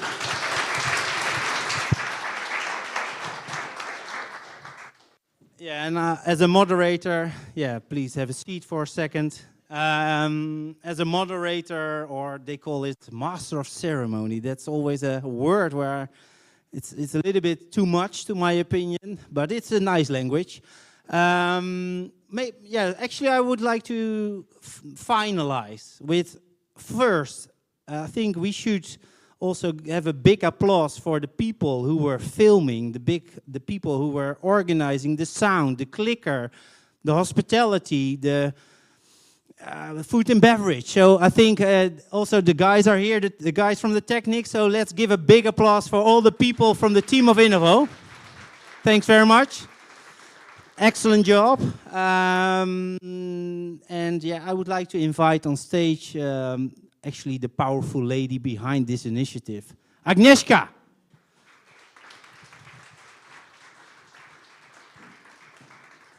Once again, thank you very much for joining our event. I think nothing much to add. We finished our project Circon4Climate with this conference, but I hope that it's a new opening and new beginning for another project. And I hope that you meet here from all over Europe, actually. We have, Czech, Netherlands, Denmark, Slovenia. So we can just network, discuss further how we can start a new project in construction sector to make it more circular and green. So thank you very much. Great. Also, thanks very much if you were joining online. It was lovely also to get all your questions during the panel discussion. As a lecturer, As a lecturer, I'm always asking also my students, those are business students, was it interesting enough? Did it trigger you? And actually, I also would like to do that with the audience. So simply an open question to the audience. Was it fulfilling your wishes? Are you going home energized, or do you have a new network? What do you think?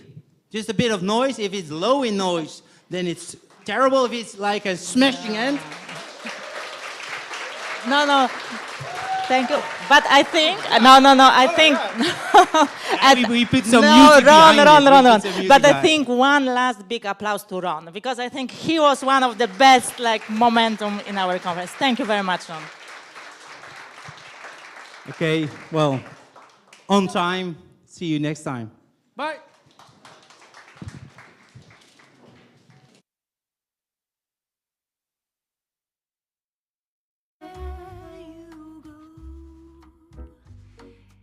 Every day, remember how I love you so. In your heart, believe what in my heart I knew, that forever I'll wait for you.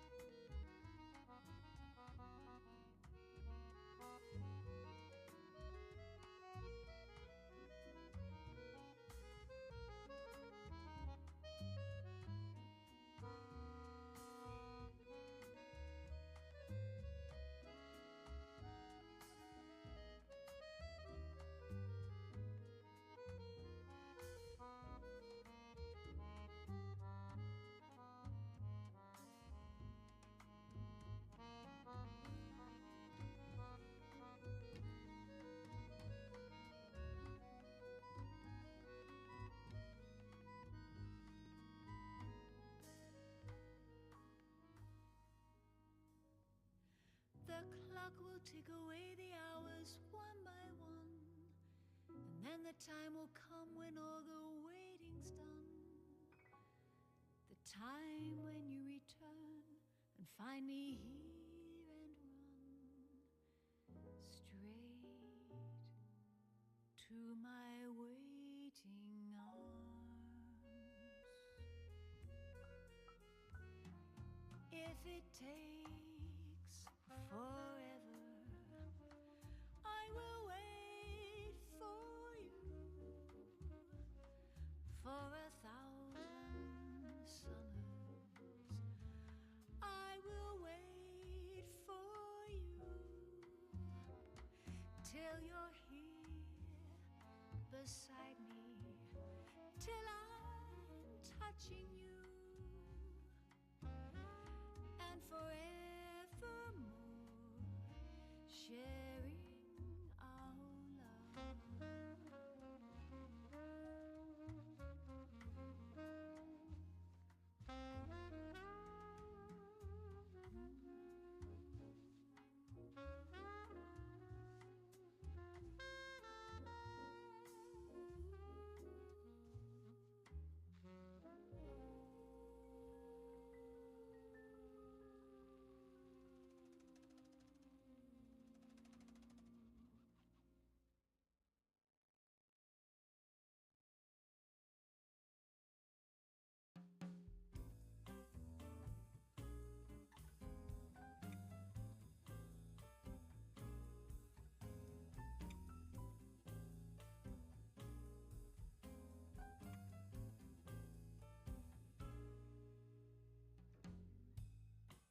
Try to think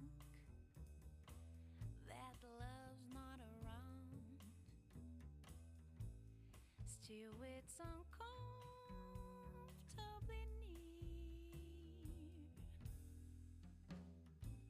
My old heart ain't gaining no ground since my angel eyes aim here. Angel eyes, that devil sent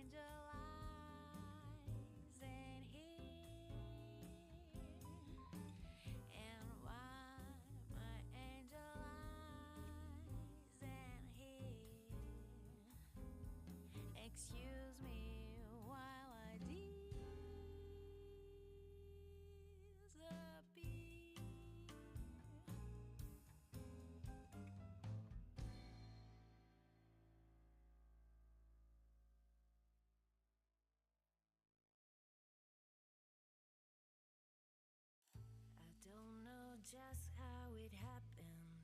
I let down my guard, so I'd never fall in love again. But I fell hard. Guess I should have seen it coming. Caught me by surprise. Wasn't looking where I was going. I fell into your eyes. You came into my crazy world like a cooling, cleansing wave. Before I know what hit me, babe, you will flow from my face. I'm addicted to you, hooked on love, a powerful drug. I can't get enough, lost in your eyes, running blue, out of control. What can I do? I'm addicted to you, hooked on love, a powerful drug. I can't get enough, lost in your eyes, running blue, out of control. What can I do? I'm addicted to you. The night blows in through the window, dances round the room. Get me hypnotized, I'm getting high on the perfume. I couldn't live without you now. Oh, I know I'd go insane.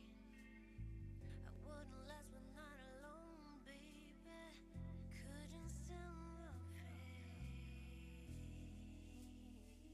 I'm addicted to you,